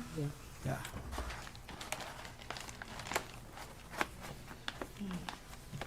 Anybody Just else? kind of by the frontage road. Just to save Dennis. Yeah. Okay. I move that we, If you'll make sure that, look at the conditions Ardura asked us to make sure include in the Do motion. you have any comment? Include those with your motion. the conditions as suggested. Yes. If you want me, I can make the motion if Go you want ahead. to second it. I move to approve the site development plan for the proposed EV charging stations with condition that the project, including any proposed canopy, complies with the minimum building line requirements as found in section 50-19 and 50-20 of the Code of Ordinances. Second. You got that, right? Yes. Make sure you repeat it back Okay. verbatim to whoever gave you the Yeah. short straw and sent you here. Ms. Newendorf, 4. Ms. Taylor, Or and Ms. Branch. Or, Okay, sir. Thank you, everyone. Thank you. That was quick, short and sweet.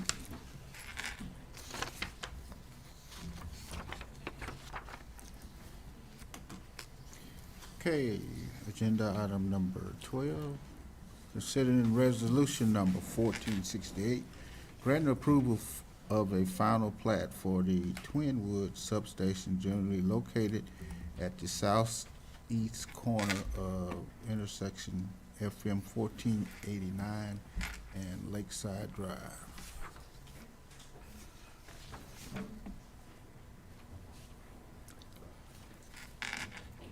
My name's Steve Krujak. I'm the surveyor. I'm assigned by. Good evening, council. My name's Ahmad. I'm the civil engineer for Centerpoint Energy. We're up here to answer any question, comments, or concerns.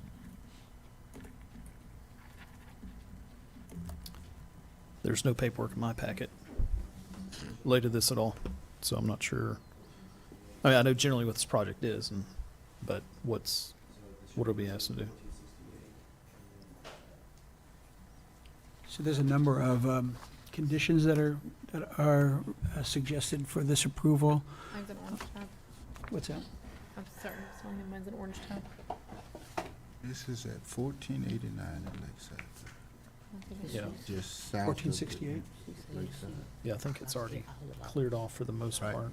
Just south of, She separated all of them. No, she separated ours.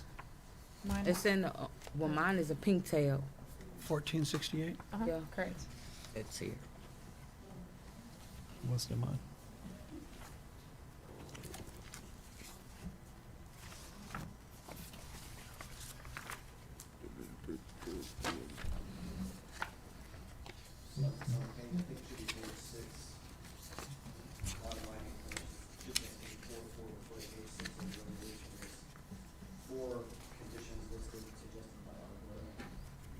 Were y'all made aware of the conditions? I believe there were some dedications and sidewalk easements, and then, utilities being constructed. I believe. Is that right? So your code requires There's that four. for any Right. utilities, before final plat is actually filed. Or we can get a bond That's where for it it, yeah. reduces financial security, that's just the issue there, they take those issues. I'll just read them for everybody. So one condition is provide a copy of approval from the water district, which I think is in process. Dedication of 5% of total area, or its equivalent to in monetary, in money based on rural and park purposes. Letter of acceptance of public improvements by the city or the scope of financial security for the improvements, and 4-foot wide sidewalk or easement along River College Road, Lakeside Drive.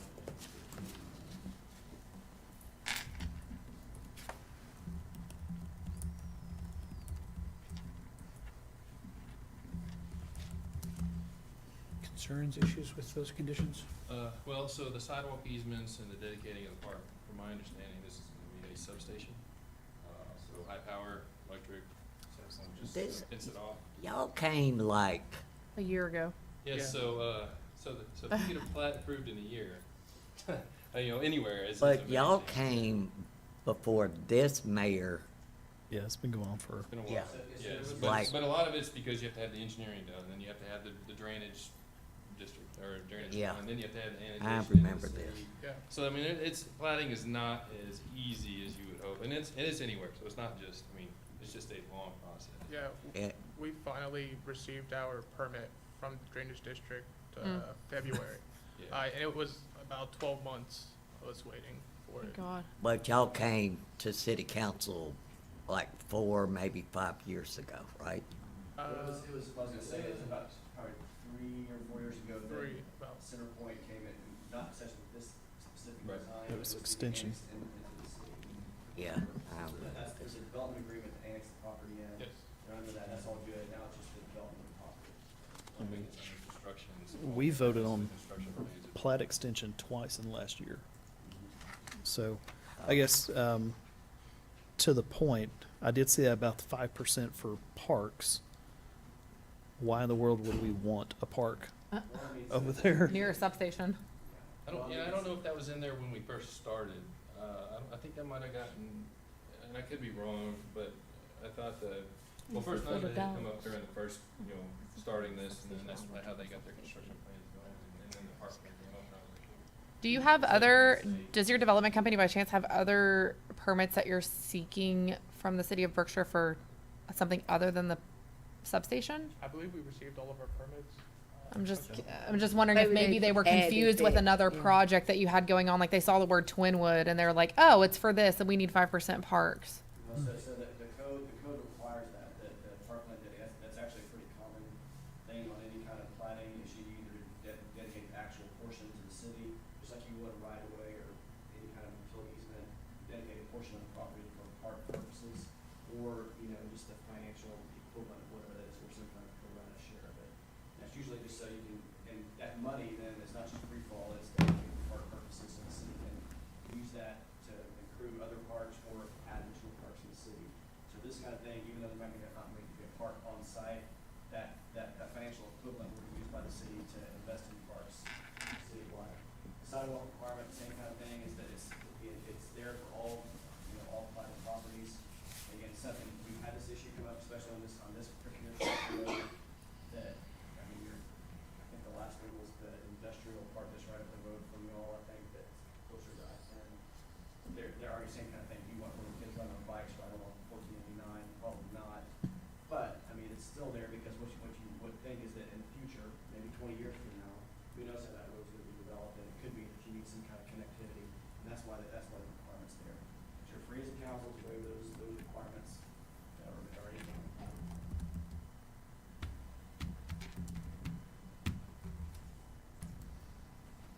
If we didn't waive them, they would have to say that one more time, So would if you did waive it as it stands right now, so the conditions right here are the conditions, that's what the code requires, is that it would be, they would have to show on their plat, 5% dedicated as a park or some kind of park plan. we know a park can't be put in there, so. Or they would, raise the still under that value, present that as a cash, payment to the city. The other part would be the sidewalk easements along the Vision Canal, Lakeside Drive, and FE 14, and then the dedication on the plat reflected for sidewalk.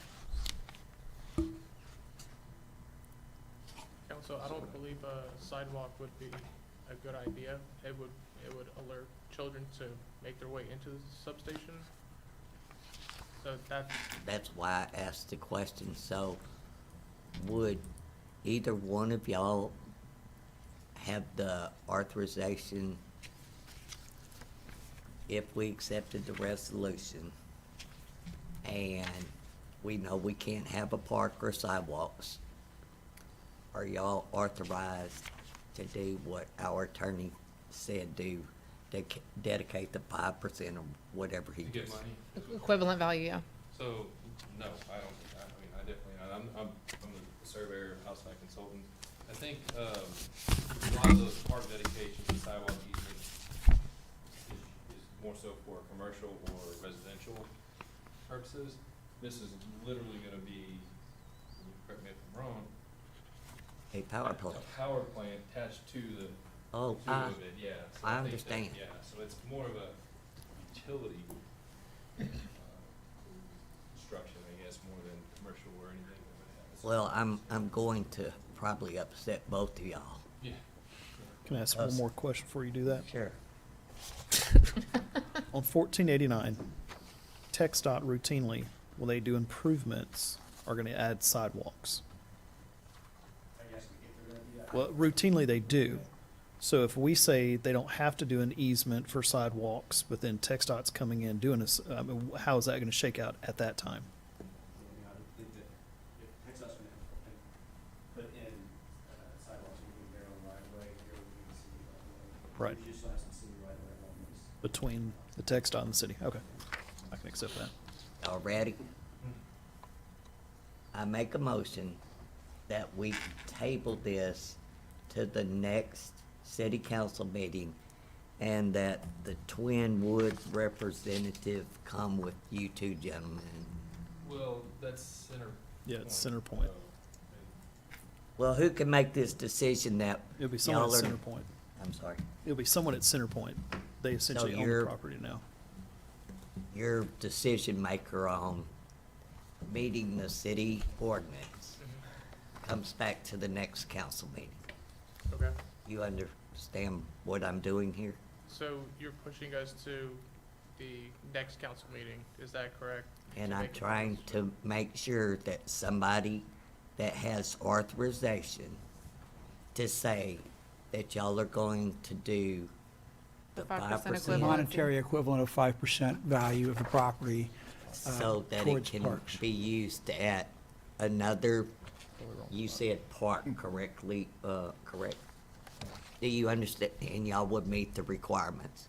So with our property fully being commercial, so you're saying that we would have to provide cash equivalents even if we're using that, our property for the complete substation? So, I mean, I think everyone's confused, everyone's confused. It's not a park going there. Cash equivalent is there for these types of projects and for Mhm. commercial and residential Right. projects.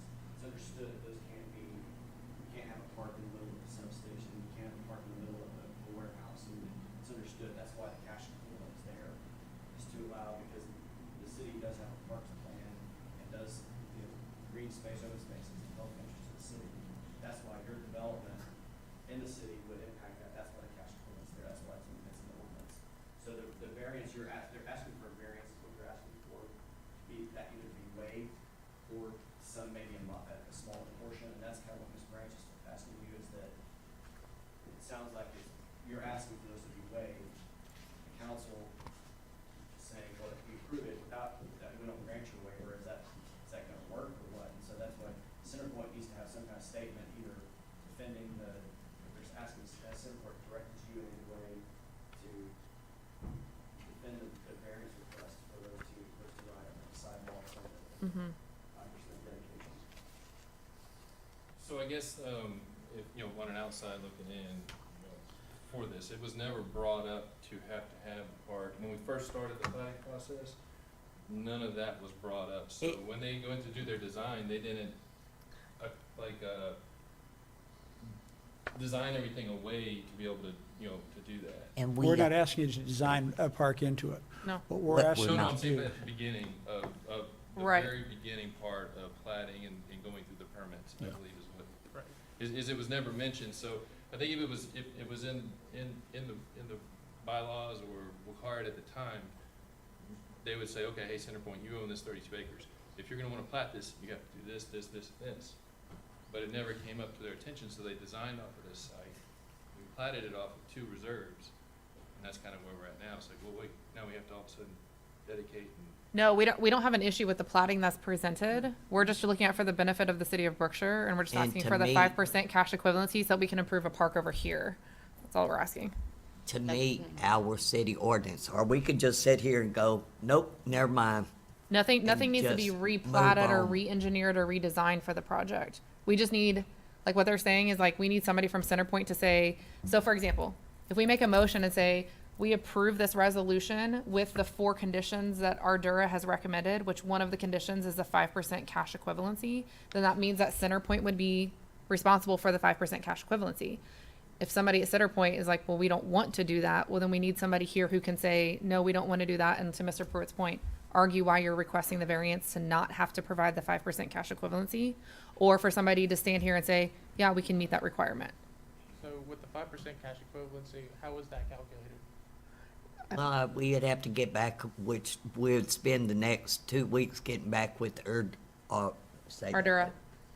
to understand So when we y'all's first- part in what we're requesting for y'all to do, and Right. I'm, So when we first started the process, when we started the planning process, I guess my question is that it was not brought up that this needed to happen?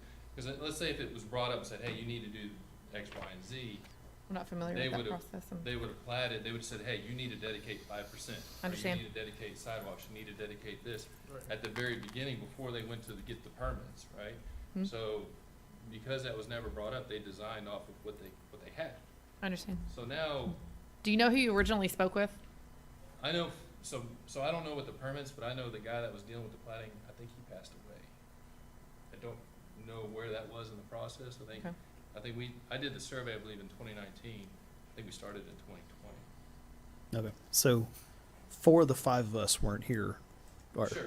Yeah, 4 of the 5 of us weren't here. Right. When they and we started. didn't have an engineering company So- to, and the ordinance may or may not have been wrote with plating in there.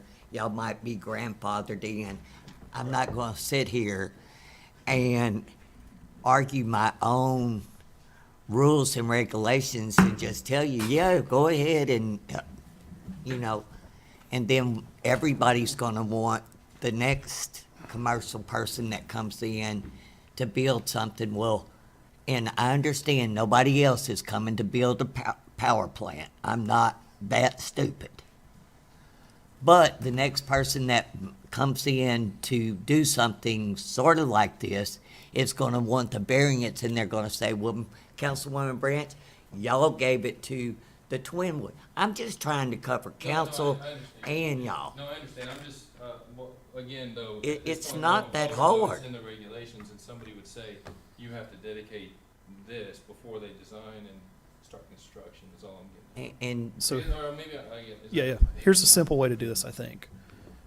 Why don't we direct Olson and Olson to enter in discussions to determine the original submittal, and was this on there or was it not? Because if it wasn't on there originally, how do we make them comply with it now?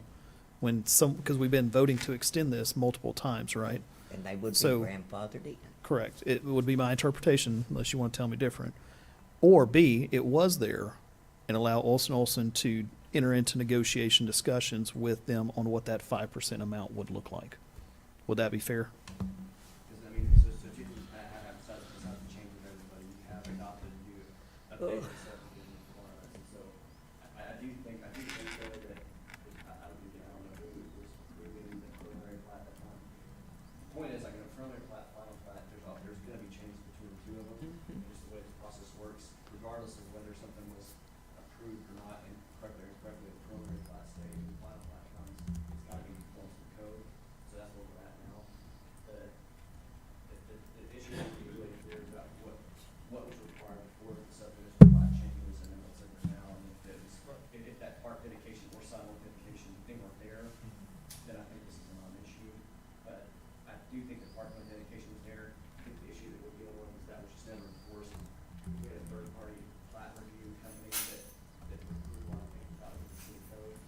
And that this is one of the issues that's there in this instance. We've had our Dura come on and correctly have used the city code and compared it, and these companies come up. So that's how we're kind of dealing with those issues.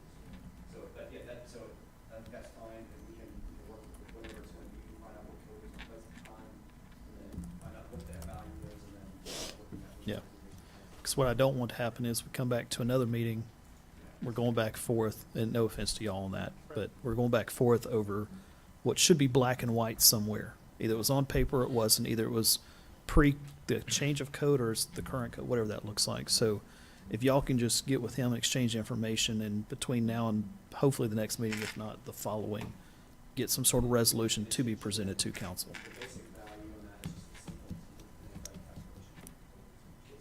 So, just we just need some point to speak into that, to see if that's the argument they're actually trying to make, is that, we're gonna submit a plat, and we understand we were supposed to require 5% or if it's, we're submitting a plat, and we are gonna submit 5%.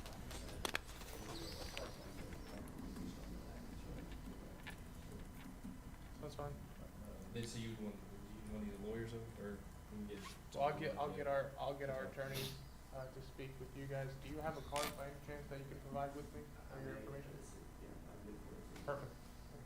Thank you, Councilman. So do we need a motion for that, or is that just a direction from council to Olson? Okay. I know this right. Thank you. Trying to get us hit about it. Just tired of this. He tired of these shenanigans.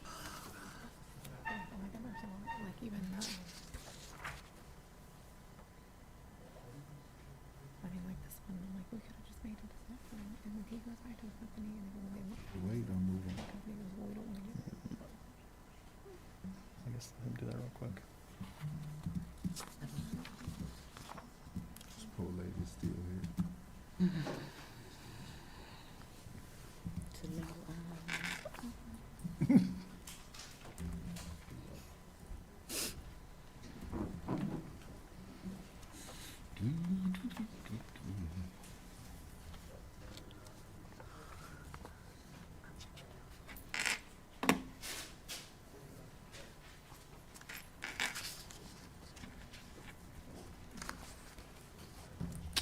Okay, let's move on to agenda item number 13. Setting the rates and rules for the use of the convention center. Ms. Branch. we still don't have any.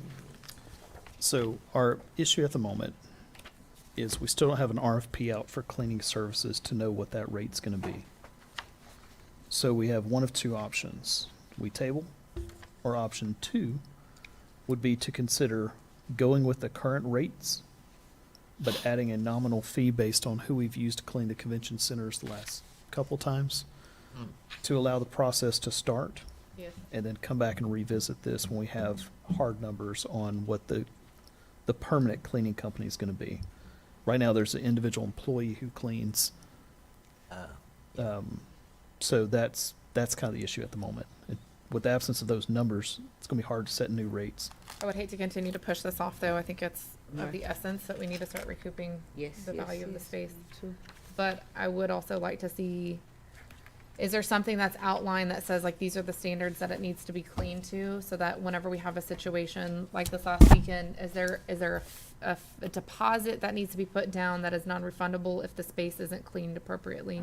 In the agreement, you pay a $250 deposit. Okay.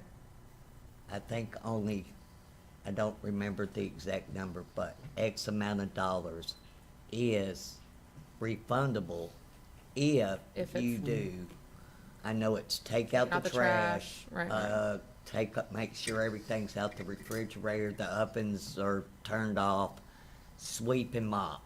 And I'm gonna tell you, this last weekend, I was very embarrassed to even walk in there.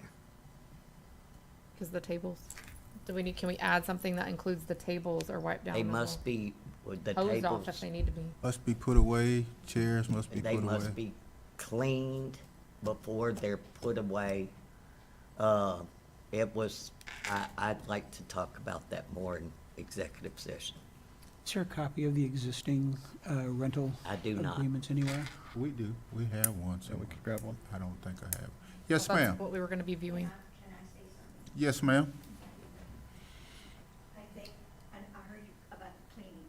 The last, I would suggest that you, I don't remember, but you want your money for all the, what do you call, you did some, The renovations. renovations for the kitchen, I was told, and other, okay, so I would suggest that you have a $300 or even starting at, consider $300 deposit for the place to be cleaned, or, I mean, refundable if you wanted to, but, and then whatever you were charging, add a little bit more to it for the night. It's an 80th birthday. Oh, that's what is it your 80th birthday, ma'am? Surely not. My kids made me come down here. They've been looking everywhere. Okay. All over Katy and You know what, ma'am? it's Just, in October. just because it's your 80th birthday, I'm going to make a motion that we use the fees that we have set in place at the present time, as well as the $250 deposit for cleaning. And we will, if need be, change any rules and regulations after we start renting the convention center. We'll have it updated, the rental agreement updated.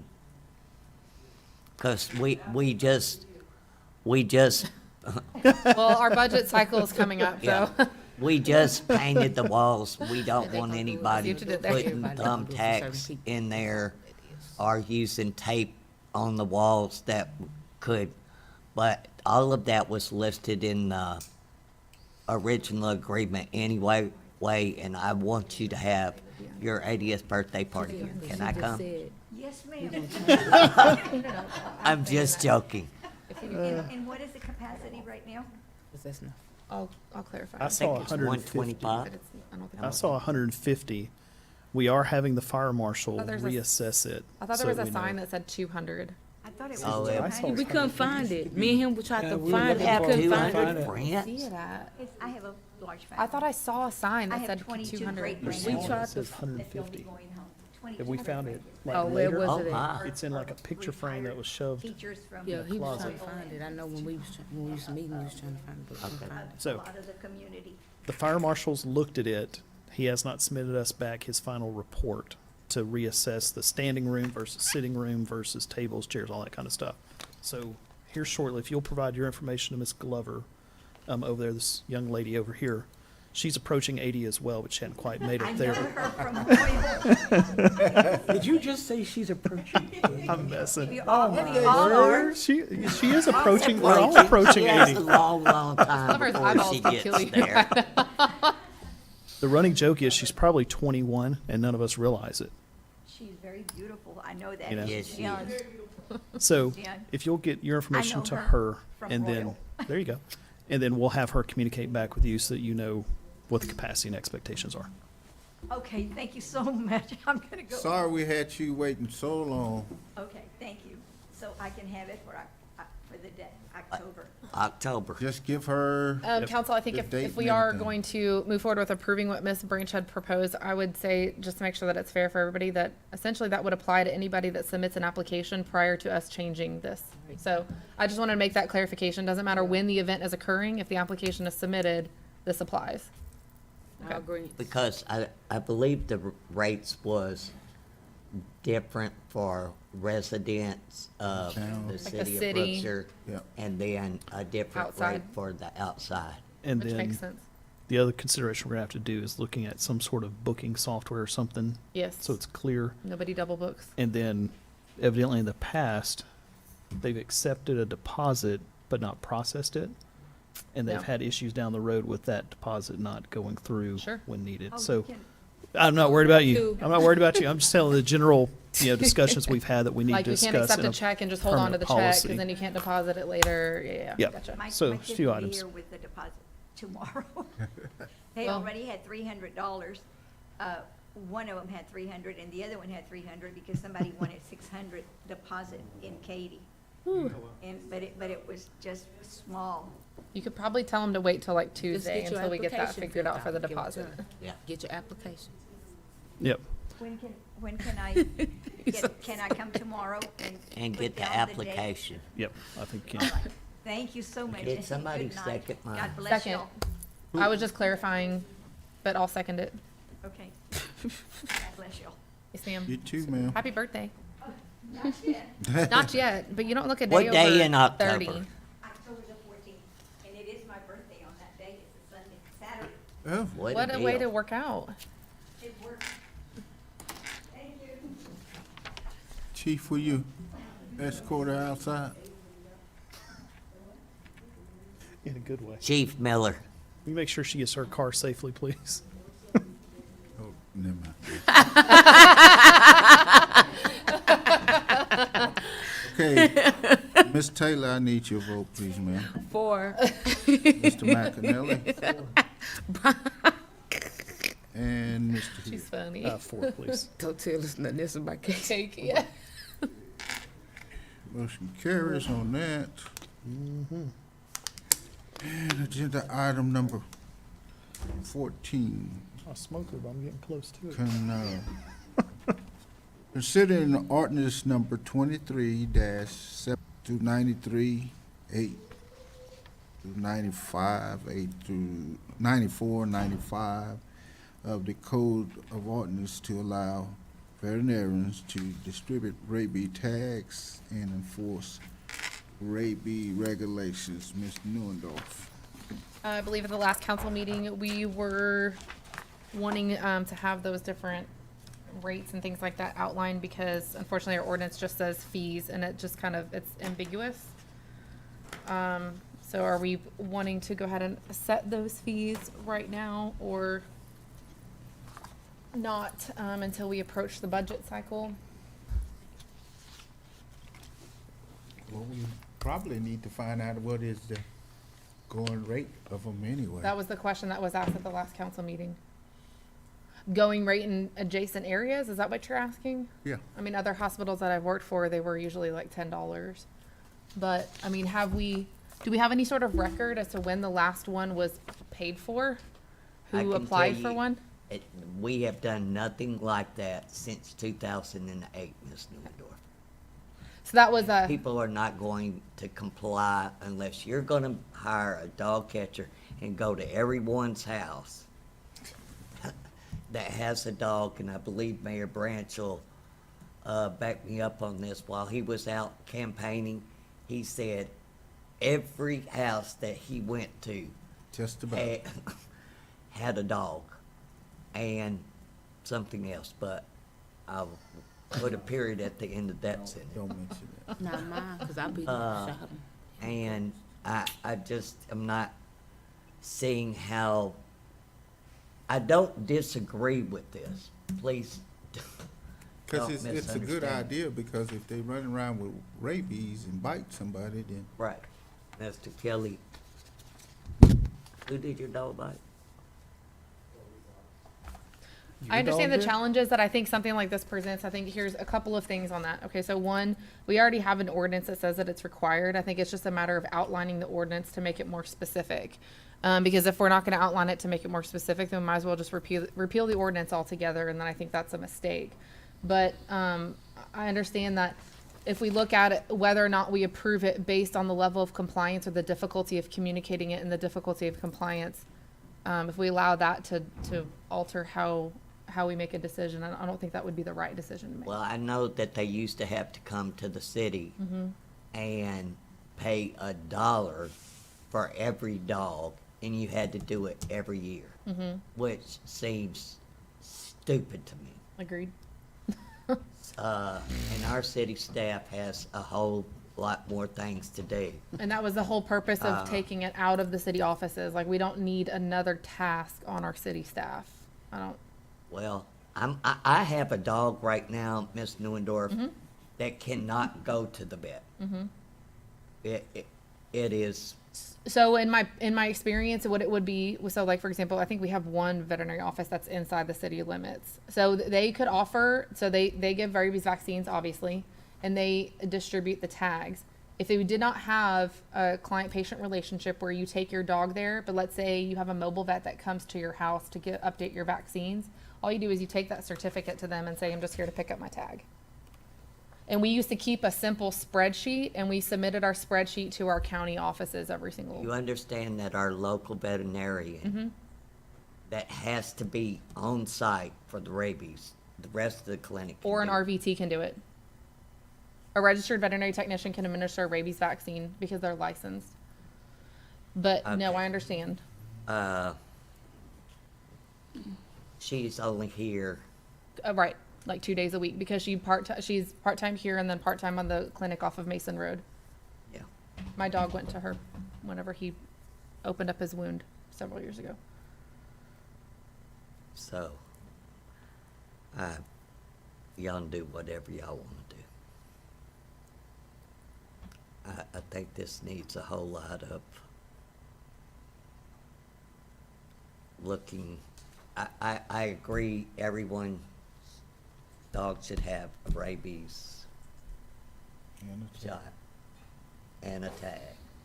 Even if you don't put the tag on the dog, at Right. least you still have. You have to have the some tag. way to prove it, and that's state law. And that's Right. the first bite, there's a 10-day rabies quarantine. The second bite's a 45-day quarantine. The third bite is euthanasia. We got a whole lot more agenda Okay. items to go. So what I'm gonna do then is I'm gonna volunteer to establish a contact with a veterinarian here in Brookshire. I'm gonna open up the discussion with them, find out what they, would be willing to do. And then I will come back to the next meeting with recommendations for fees and cleaning up some of the questions that we had. And perhaps if there's no need to license the dog within the city, and all we're concerned about is the rabies vaccination, we get rid of the licensing, and there is no Right. licensing requirement in the city of Brookshire. We just have a rabies requirement, which is Well- state law. Well, the rabies requirement's already state law, but the whole purpose is that the licensing requirement's already in place. So if we're not going to enforce the licensing requirement or even acknowledge that it's there, then are we going to repeal the ordinance altogether? So That's that's what I'm what, I'm saying. gonna volunteer to have that conversation, and I'll bring back both options. Awesome. And what happened to my Chief Miller? I Me and asked Chief him to Miller escort have, the oh, I dog forgot. outside. No, Cheyenne, I don't need him. No. We had asked, yeah, She might be we trying to had figure out a asked new man. that the city make it mandatory for the dogs to have microchips. So if we're gonna go through all of this, we might as well not have them licensed with the city, but have them microchipped, where, I meant, anyway, that's just. Unless you keep the subscription of the microchip up to date, they're essentially useless. They become useless after like that first year that they're in place. Okay. Mayor Branch, I'm gonna ask for Just giving information. council at least for 5 minutes. I got to go. Recess, Okay. please. So, Ms. Neuendorf, you gonna follow up on this? Yes. Ask him for the keys, please, Mr. Hill.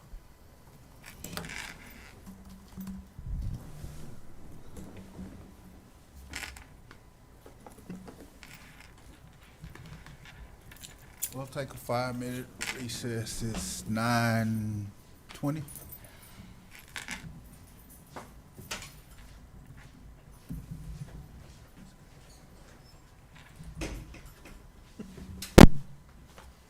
Yep.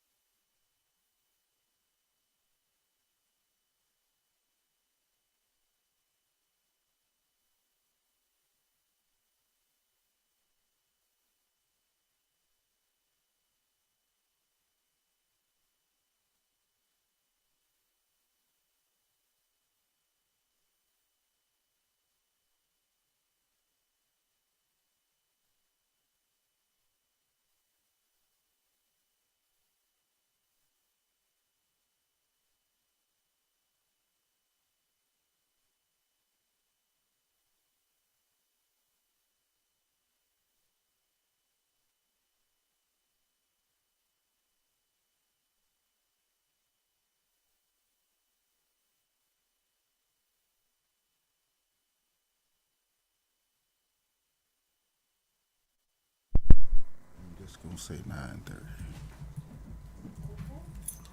Ready? Okay, let's move on to agenda item number 15. Authorizing the rental of a truck to clean out culverts in the city. Ms. Branch, I'd like to table this till I can talk to Mr. Kelly wanted the company to do it. So I'd like this to be tabled till the next council meeting. You don't have one. It was my understanding we could rent the truck or lease the truck or whatever. Oh, these quotes aren't reflective of the company doing it? Is this Kenlock not a rental? Yeah, but the company, you want the company to actually. You want the company Okay. to do it. You want the company to do the Okay. money. I thought We that got we was, need to vote on this? Right, so he has two options from what I understand. One is Do we need to vote on and the other is Motion to we table hire this. You made the motion this to other table. company to come and do I'll it. second. Oh, it's already in there? That's what I was, but what I've only got Double Oak. Mr. Kelly is asking now there's Kinlock in the is for packet. Public Works not to do One the was work given to us, themselves, given is to to us. hire the That's one- company that's to it. do it. That's the only one I have though. This one's You in the don't have packet. the 115? You don't have these? I've got this Sir, one, but it's just Double Where are Oak. your paperwork at? Right here. This is No, what she no, just baby, handed you me. need these. You need these. This You was see just how handed ours to look? us before the meeting. You need But it only this. has this one, You Double see, Oak. you see how our paperwork look down here? We got a book. We got some books. Was in the actual packet, Yes, in the actual packet. but that wasn't submitted to the original packet, right? Prior to the That was invoice supplemented. page. What this was always submitted in the packet. This What one, they what just do gave y'all us have these under today. agenda Hold item? on before we go any further. There's two different ones. This is the one we have that was in the packet. One's from Kinlock for. And this is the one she just gave us when she walked in. Just stapled together. I've got Double Oak. Let me go through the book over here. Try, look Okay, at- so my question though, before tabling it, both of these quotes that were submitted is just for the rental of the truck, but your crew would still have to do it? No? Kinlock is just for the rental of the truck, and the Double Oak. And they do it for you essentially. It's a hired service, so we're not having to take up your crew. Gotcha. Okay. And this is for storm sewers, not culverts. Let me ask you this, Mr. Kelly. I can't see that. How many, do both of these do the camera system or just one? Both do? Which is Kinlock.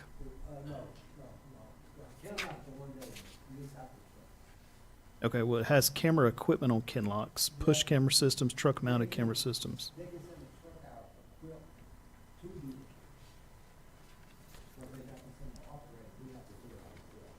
Right, but Double Oak doesn't do that, they just do the blasting.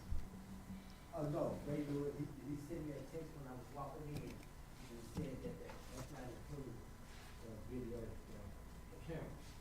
They do it, do it, we can give them another quote, just for a camera. Okay. Fifth and sixth grade, from Maine to 350. Fifth, Sixth, and Briarbrook are the main ones right now that need to be discussed. In case y'all may or may not be aware, Briarbrook, part of the issues we're having over there with flooding is Right. it's, the drainage district has advised us that they believe the underground storm sewer has roots and stuff grown up in there. So we need to run a camera to find out so we can figure out how to clean that out, because that's part of their flooding issues back there, which affects This is Going Briarbrook's over outside. off of Stella. Stella and going north of Okay, Stella. I gotcha. And then That's- Fifth and Sixth, we suspect there's similar issues because of how bad it's gotten the last several major storms. Miss Krishna had a little Honda Civic here the last storm, and she almost had water in her vehicle, and she was parked in the last stall right here. That's how much water had congregated Accumulated, on the roadway over here. So That's just on this end, but in the And intersection, storm it's yellow. sewers and culverts is two different Correct. things. And Mr. Kelly had a company come out here and clean out one culvert over there in front of First Street, First and, Otto. And done a demonstration.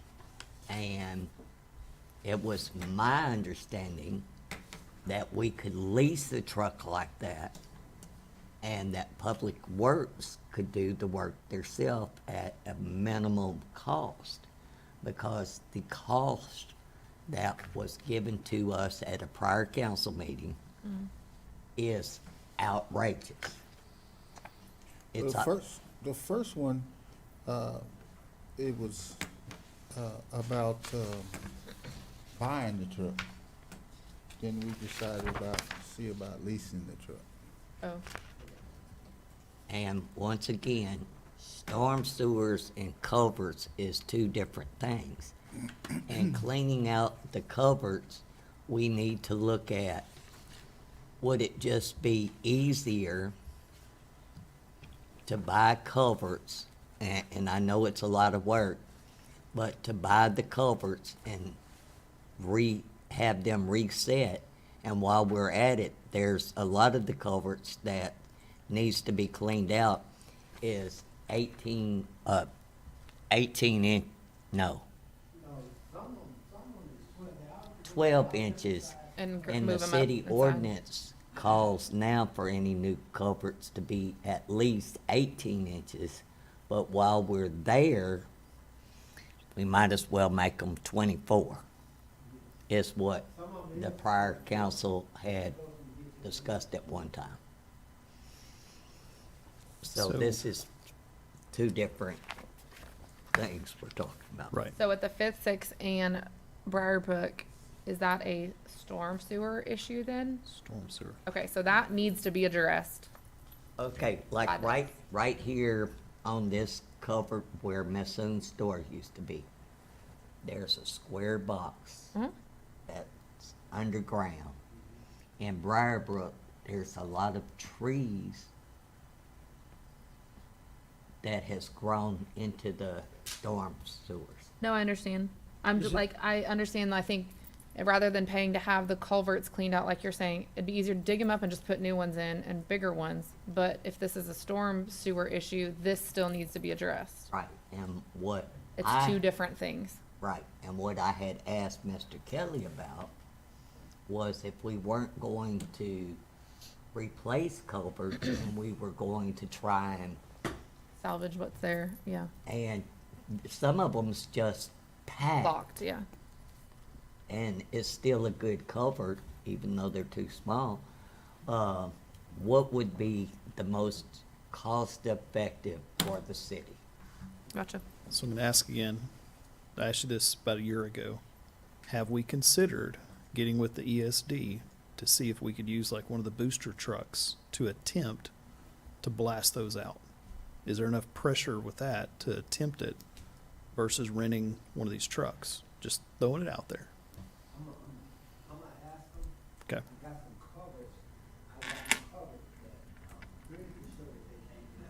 Well, yeah, I know you got like some 70-foot ones. Yeah, yeah. I know there's gonna be some, but is there, yeah. We'll take our front yard, when that house was built where we live now, Mr. McDonald paid to have the culverts run under his front yard instead of having a curb, because he didn't want to lose part of his front yard. So now, Ernest, how many feet would that be? From our driveway to Kenny, they have no way of cleaning our culverts out. Well, it's like 50 feet. Yeah. So that's why we were looking at renting the truck, not just from my house, but all the culverts over there is awful. Oh, yeah, I know, and I mean, I know But- several people that live within Briarbrook, and they mention frequently that it's, you know, it's embarrassing to have to call into work just because it rained, because they're like, I can't get out of my neighborhood, and that's, I mean, that Well- affects a lot. Briarbrook was not designed, is that the correct word, Mr. Hill? Properly. And the engineering that was done on there was not done Yeah. correctly. So does this, there's a gentleman that's asking now that lives in Briarbrook that the new, That new development. yeah, that they cut down some trees. And me and Mr. Hill both, I think, have communicated at separate times with this. The new developer gave the drainage district, there's already a y'all call it a ditch, right? That has trees and tires and everything, but that developer gave us, is it the city or the drainage district? Drainage district. The drainage district more property where they could Build a widen it, where it's not gonna alleviate flooding, but if we could clean those storm sewers and the drainage district widen that ditch and clean it out, they probably wouldn't have to call in to work. Yeah, so we have a few things working in our favor, future leaning. Obviously, this drainage easement that will get cut so it drains water off more effectively. The $8 million joint grant that we've kind of interlocaled with on the county will directly affect Stella, one of the major roads, Stella First and Fourth, going to Stallnick, and it'll address Stallnick as well to the new retention pond. So there's going to be relief because of both of those, but if we still have our storm sewers plugged up, they're going to hold water even with the best of intentions of all that. So So what I guess that was my question, though. If we have the two quotes that are presented, is there something that we can take action on, at least for the storm sewers? and that's, Or are you saying that we think that we're premature on that? well, I'd like to see clarity because erosion company, I don't see the numbers on the camera system here. And I think you're going back to get those numbers. Is that correct? So what I'd like to see by the next meeting is Mr. Kelly to have two reports for us. One on the underground retention, the camera system, as one portion of the report. Okay, Which And is then storm. the storm sewer is correct. yes. The secondary one would be the actual blasting of culverts. Can we see And the difference between the blasting of the culverts versus the replacements of culverts? that would be ideal if we And kind of if those could be separated, I think that, at least that way, if they're separated, we can make individual decisions and go ahead and get something moving forward on one or more of the pieces. And we've kind of had this discussion, well, we've by email had this discussion, right, Mr. Kelly? One of the things we're going to be required as part of this grant is to have a documented maintenance plan moving forward for our Okay. ditches, culverts, and stuff like that. So part of this information we should already have at our disposal. We need to have at our disposal because it would make your life a lot easier. Because if you were able to say, hey, we need a quadrant out north of 90, and we need to focus this year on all the culverts over there, all the ditches over there, we could easily then pull that information out and say, okay, we have 27,000 linear feet of ditches and 150 linear feet of culverts or something like that to make it where it's easily to have these conversations, but we just don't have all that at our disposal. So if you can do your best to work on that by the next meeting, that would be great.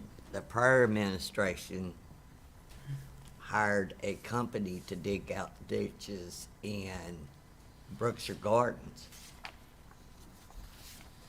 You have water standing now because they just dug out the ditches and they didn't, Grade it. well, they didn't clean out the culverts. So the water still stands. You have clogged culverts, and then you have so much under the culvert that the water level can't, so there's more mosquitoes Right, they're for like you, this. so. And Mr. Kelly and them have worked on addressing these issues in some of the key areas.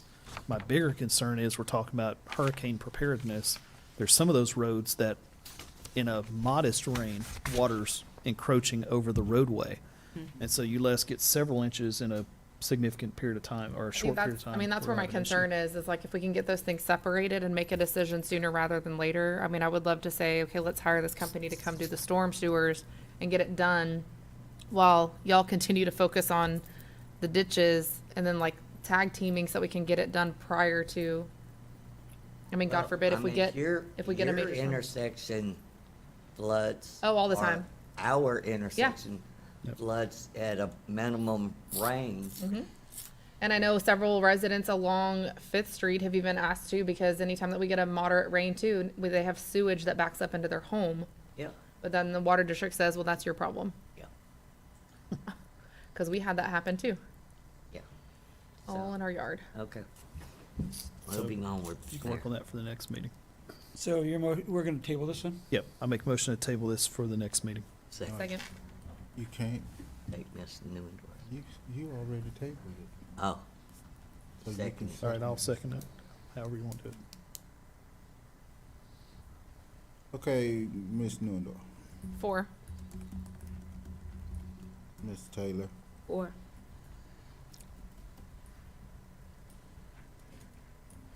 and Mr. McInerney. 4. Okay. So now that we had that long conversation and sort of cleared that up, can we excuse Mr. Kelly? Mayor. Did you'd ask him to stick around for executive session? Do you no longer need him to do that? To discuss slope mowers? You did, Mr. Hill. You asked him. No, You asked about the slope mower. that was Ms. Branch asked about. the- Yeah, never mind, you don't get to go home yet. Can I go? I mean, at least we're almost there. Okay, agenda item number 16. Shoulda ran. Posting request for qualification and process for one or more engineers to complete street projects using the balance of ARPA funds. Mayor and council, we've loosely discussed in previous meetings using the balance of ARPA after we've done all this stuff for our police department to start paving some streets. So part of that process is we need to formally have a request for qualifications and processes to be put out there. So what this is asking, or what I'm asking out of this, is for us to work with Olson & Olson and the mayor to draft that RFQ and get that out there so we can start getting information back to us to begin this process.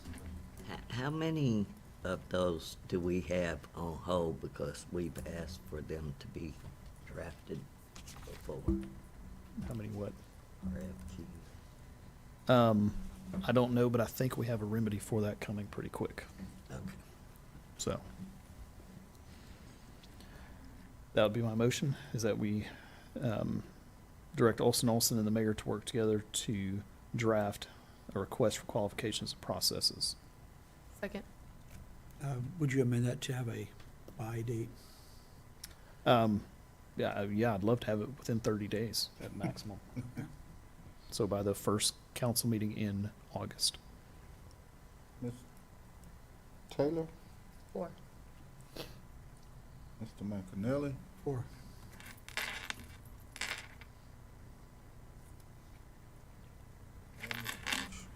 Or,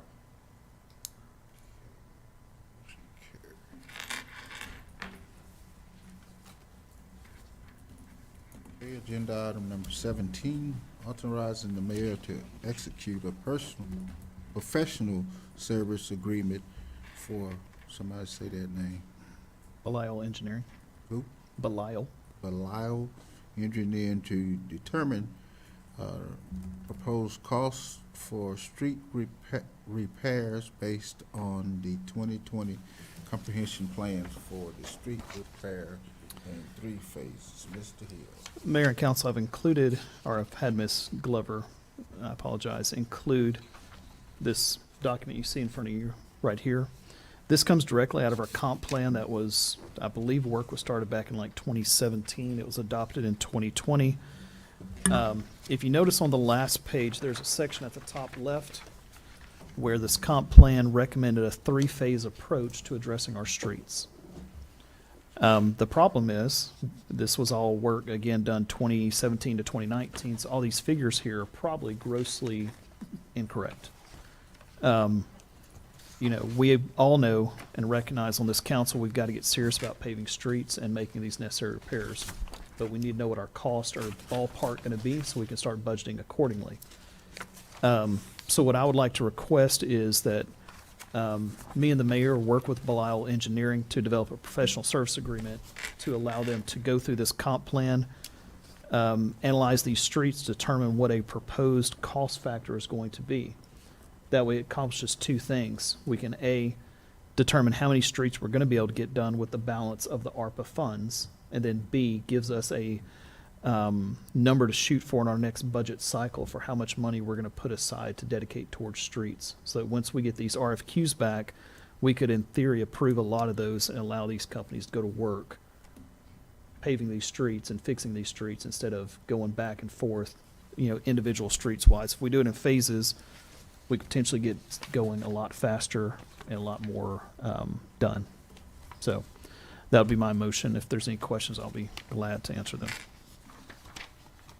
What was your motion? For you and me to work together with Belial Engineering to develop the professional service agreement to determine the proposed cost. And that will have to be, I assume, presented to council for approval once we have that.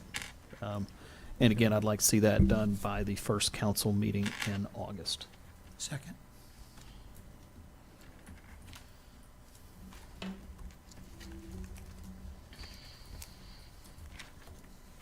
Ms. Newendorf? Abstain.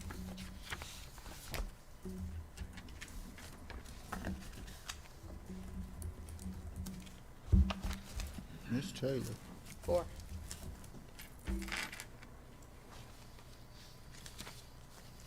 Ms. Branch? 4. Motion carries. Let's move to agenda item number 18, setting a workshop to explore and understanding the ramifications of the ETJ laws passed by legislators in its 2023 session. Mr. McAnally. Yes, so I've spoken with Mr. Pruitt about this, and there are a number of new pieces of legislation that have come up regarding the ETJs and how they're going to work. Some amazing things. Members of the ETJ can unilaterally decide to remove themselves from the ETJ now. There's some really interesting things that are going there, as well as a number of other items. Actually, I just think it would be important that we set a workshop period, probably sometime here in the fall after the special sessions are over, with Mr. Pruitt, to be sure that we are all online and on board with all of the new regulations. There's a lot of them that have come down that affect small cities from this last set of the legislature. So I guess my motion is to have the mayor direct or work with Olson Olson to set a workshop for new legislation in the fall. Second.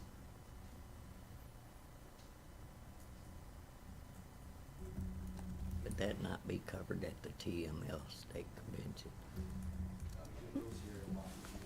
Yeah, I agree with Mr. McAnally. There's a lot to it, and because we have so many developments that are looking at voluntary annexation and stuff like that, we need to make sure we understand the consequences of what's coming down. Voluntary.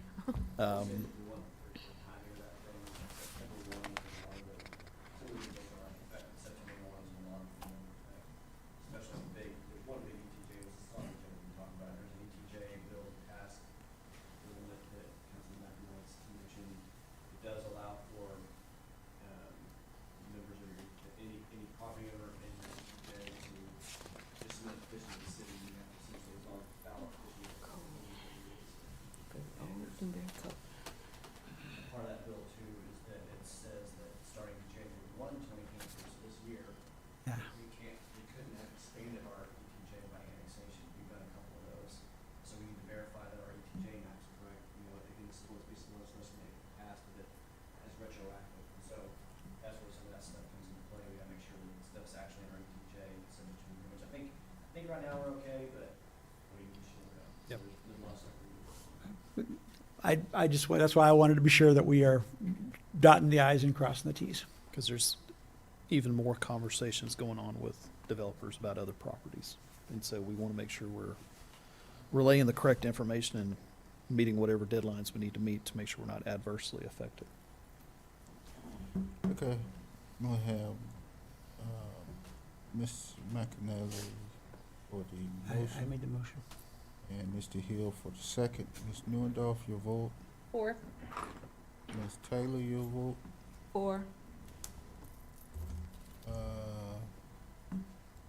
Or, Ms. Branch, thank you. Okay, motion carries.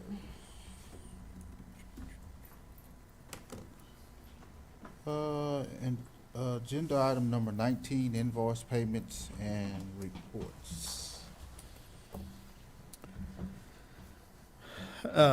My only comments, this will be, well, a couple of things, whoever wants to make the motion, but I will say that most of the invoices in this packet have already been actually checks cut and signed that were labeled as invoices, not prepaid as invoices. So a lot of these have already been paid. I would ask with whoever makes the motion that we exclude the invoice for, I couldn't tell the company name other than First Aid and Supply, Inc., First Aid and Safety Supply, Inc. It was an invoice for $196.91. The staff member who approved this didn't show authorization from the mayor to purchase this. And so I would like that excluded until it's documented that the mayor actually approved this purchase. And then, you did? Okay, so that's fine to pay. But I would also like, as a condition of approving these invoices, direct the mayor to issue a memo to all city staff members reminding them that we do not pay sales tax and to address future invoices before they're sent to city council.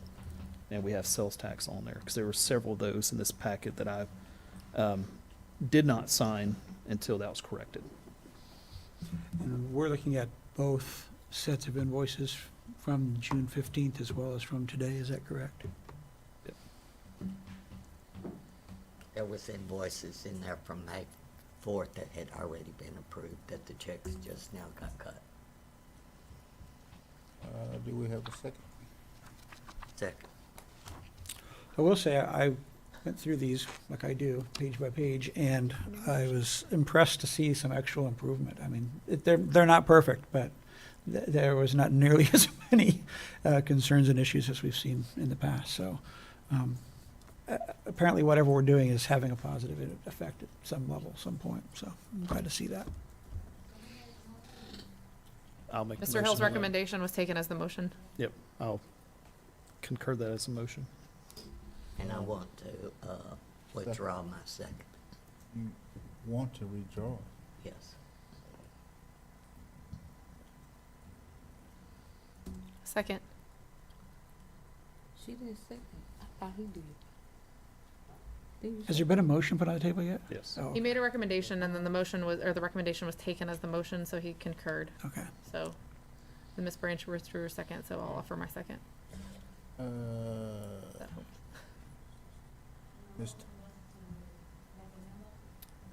To approve all invoices and to direct the mayor to draft a memo to all city staff reminding them that sales tax should not be being included on future invoices and to make sure they're addressed before being submitted for payment. That's where I got lost.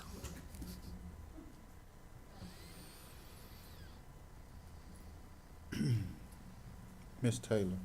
4. That's why you seconded it for that portion.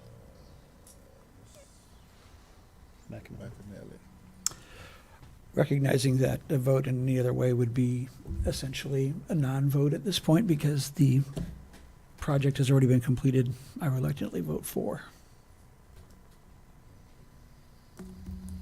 I did. Ms. Branch?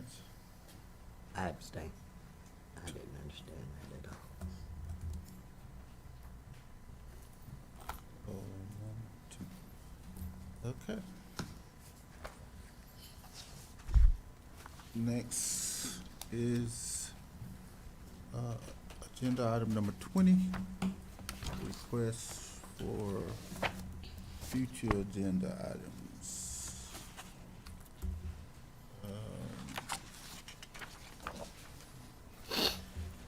Ms. Neuendorf.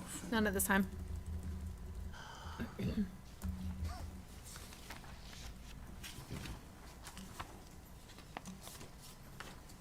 Other than my motion that was tabled, but I'm assuming that's already taken care of. Ms. Taylor? I have one. I would like to see something done with our ordinance on like the land around here that's been neglected. We have a lot of land, preferably in the, where Jack in the Box and all that is. It's like everything is growing up to the buildings and it looks bad. We got new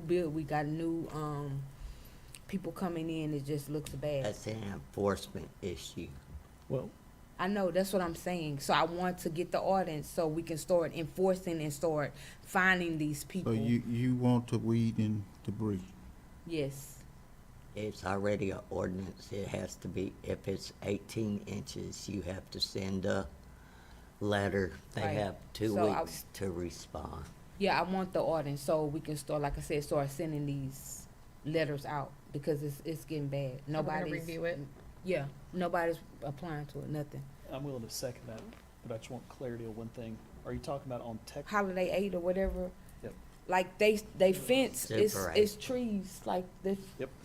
It don't, I mean, it Nope. don't look good. And then on the other side where O'Reilly is, it's gonna be the same thing. Mm-hmm. In a So- few couple 'Cause of their more, project just got- weeks, it's gonna be the same thing. It looks bad. Can I suggest we word it like this, to review the existing ordinance and discuss Right. possible changes? That way, That's fine. I mean, it just looks bad. and then the other side of it is, we've hired a code enforcement officer who's just gotten back I from know. training. And so, I talked to him, but he's Yeah. really he hadn't had his badge yet, so I'm Yep. trying to help him a I was little. waiting on that in his shirts, but I rode him around for about a half day and pointed a lot of that stuff out and kind of I set got the some. expectations. I got some stuff too. Yep. That I'm. Kind of set the trying to get 'em on. expectations that we're It's, expecting him to enforce cleaning up the city. It's a long process. I know. First you have to send out the letter. First you have to decide who owns the property. So I know who own it already. It's 2 people, cause it's the same people that's trying to build, I guess, the apartments or whatever. Well, and their project just But got they shut down. just like the Well, I wish my neighbor would mow his grass, but he's not going to, so. Well, just. I was trying to explain the, Right. Okay. Mr. Hill, you second this? I did. Ms. Nuendo, 4. Mr. McAnally, 4. got my case in executive session. Mr. Hill. No, you seconded. Or, Mayor, for. Okay. Any more, Ms. Taylor? I do have one more. With the containers that's coming in Brookshire, can we kind of update our ordinance on those too? Because we having a lot of containers that's getting dropped and they put them everywhere and ain't nobody saying nothing, and we don't have no fee or anything to serve them because the ordinance just say they have to ask us, but they're not asking us, and we can't do nothing about it because Yep. we don't have anything. Second. Well, we've already been talking with Chief Miller on that too, so, but yes, second. No, that's We what will I'm be saying. discussing that next meeting. You are one. And that's all, Mayor. Ms. Nuendo? Trying to clean up. 4. Need to clean up. Mm-hmm. Mr. McAnally. 4. The mechanic stow lot seemed to magically be empty though this last week. Mhm. It looked very nice. But I saw lots of snakes. Oh, out of God. Stop it. Branch. For. Mm-mm. Okay. Ms. Taylor? That's No, all, that was Mayor. you. I'm sorry. I apologize. Mr. McAnally. Nothing at this time.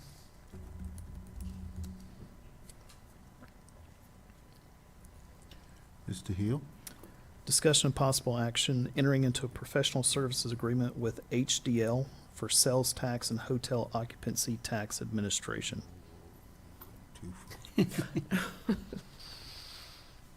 Professional what?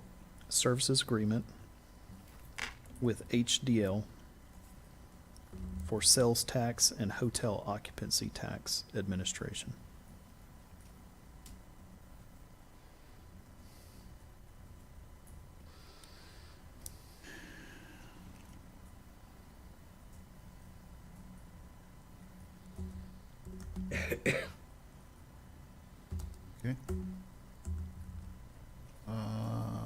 Ms. Newendorf, your vote?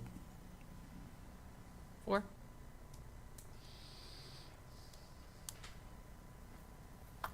Ms. Taylor? 4. Did I get a second? I second it. Okay. Thank you.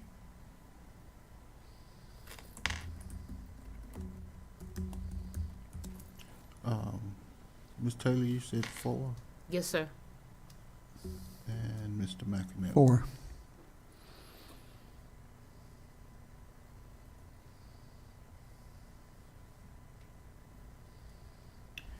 And did I leave out anybody? Got it. Mr. Hill, any more? Yes.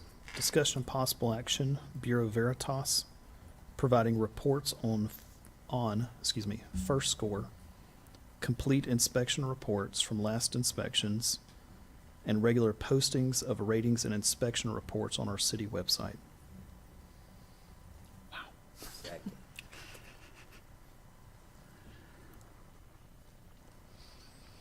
And what was the second half? Which second half? Complete inspection reports from last Right. inspection, Right. plural, and regular postings of ratings and inspection reports on our city website. Are we trying to go for ISO? This is essentially the findings of food and health establishments, Right. how compliant they are with the scoring and what the deficiencies were and that kind of stuff. Okay, do I have a second? I second it. Miss Branch did, yeah. Ms. Newendorf? 4.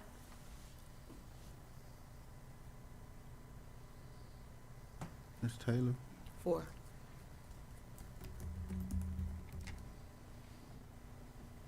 And Mr. McAnally? 4. Okay, Last one. Discussion, report on all festivals from Christmas 2022 to July 4th, 2023, to include income and expenditures, such as all invoices, receipts, and deposit slips. Second.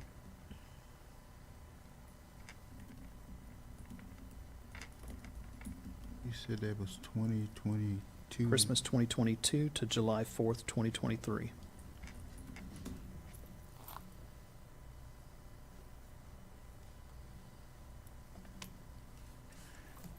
Okay. Second.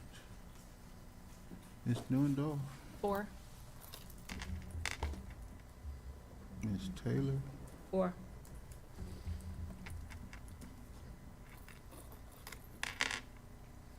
Mr. McAnally? 4. Okay. Any more, sir? No, sir. None at this time, Mayor. I'm missing somebody. No, I'm not. Ms. Branch, no. Okay.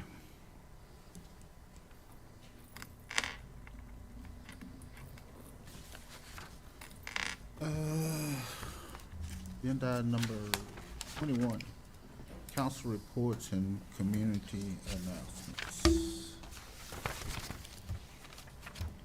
We'll start with you, Ms. Newendorf. Royal FFA is soliciting for business advertisements currently, but they are due soon, so find an FFA member nearby if you have a business you would like to advertise. It's for their calendar that gets posted. It's a very large calendar.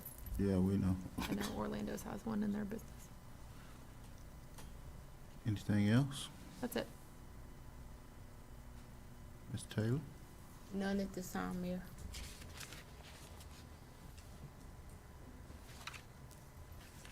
Mr. McAnally? Just wanted to take a moment and tell Ms. Branch how much I appreciated the efforts that she went through to put together a fantastic 4th of July celebration for our community. It was well received, and I've heard just a lot of really good comments from members of the community, and I appreciate you taking that lead on that. Thank you, Mr. McAnally. Don't get no credit? You didn't do anything. I don't get no credit. And Mayor Branch being moral support, yes, I'm sure. Mayor Branch passed out 100 hot dogs. Yes. And they were good. I had one. Any more, sir? Nothing else, thank you. Mr. Hill? Just want to let the public know our new code enforcement officer did start recently. Went to training, has come back, and is in the process of getting all his documentation put together. Our new code enforcement software should be up and running next week, which will allow him to, kind of what Ms. Taylor was referring to, identify who owns the properties when he's out there, take pictures, create the documentation so everything can be documented, and we have ways to prove up some of the issues we've been having. So excited about that. I know he's had actually several calls asking for help on other properties as well. So we know our citizens are expecting us to do a better job on that too. So I'm hopeful with this hiring that we will start to see some of these properties addressed. Anything else, sir? Well, that is all I have. Ms. Branch? I think Mr. McAnally said it all. Fun was had by all. It was a 3-part festival. Besides the heat, seemed like everything was well received. Okay, agenda item number 22, executive session. The city council will meet in a closed session pursuant to Title 5, Chapter 551 of the Texas Government Code for the purpose of. Shit, ain't nobody here.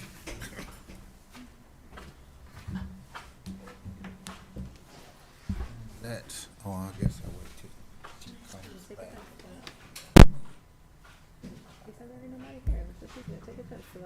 Mm-hmm.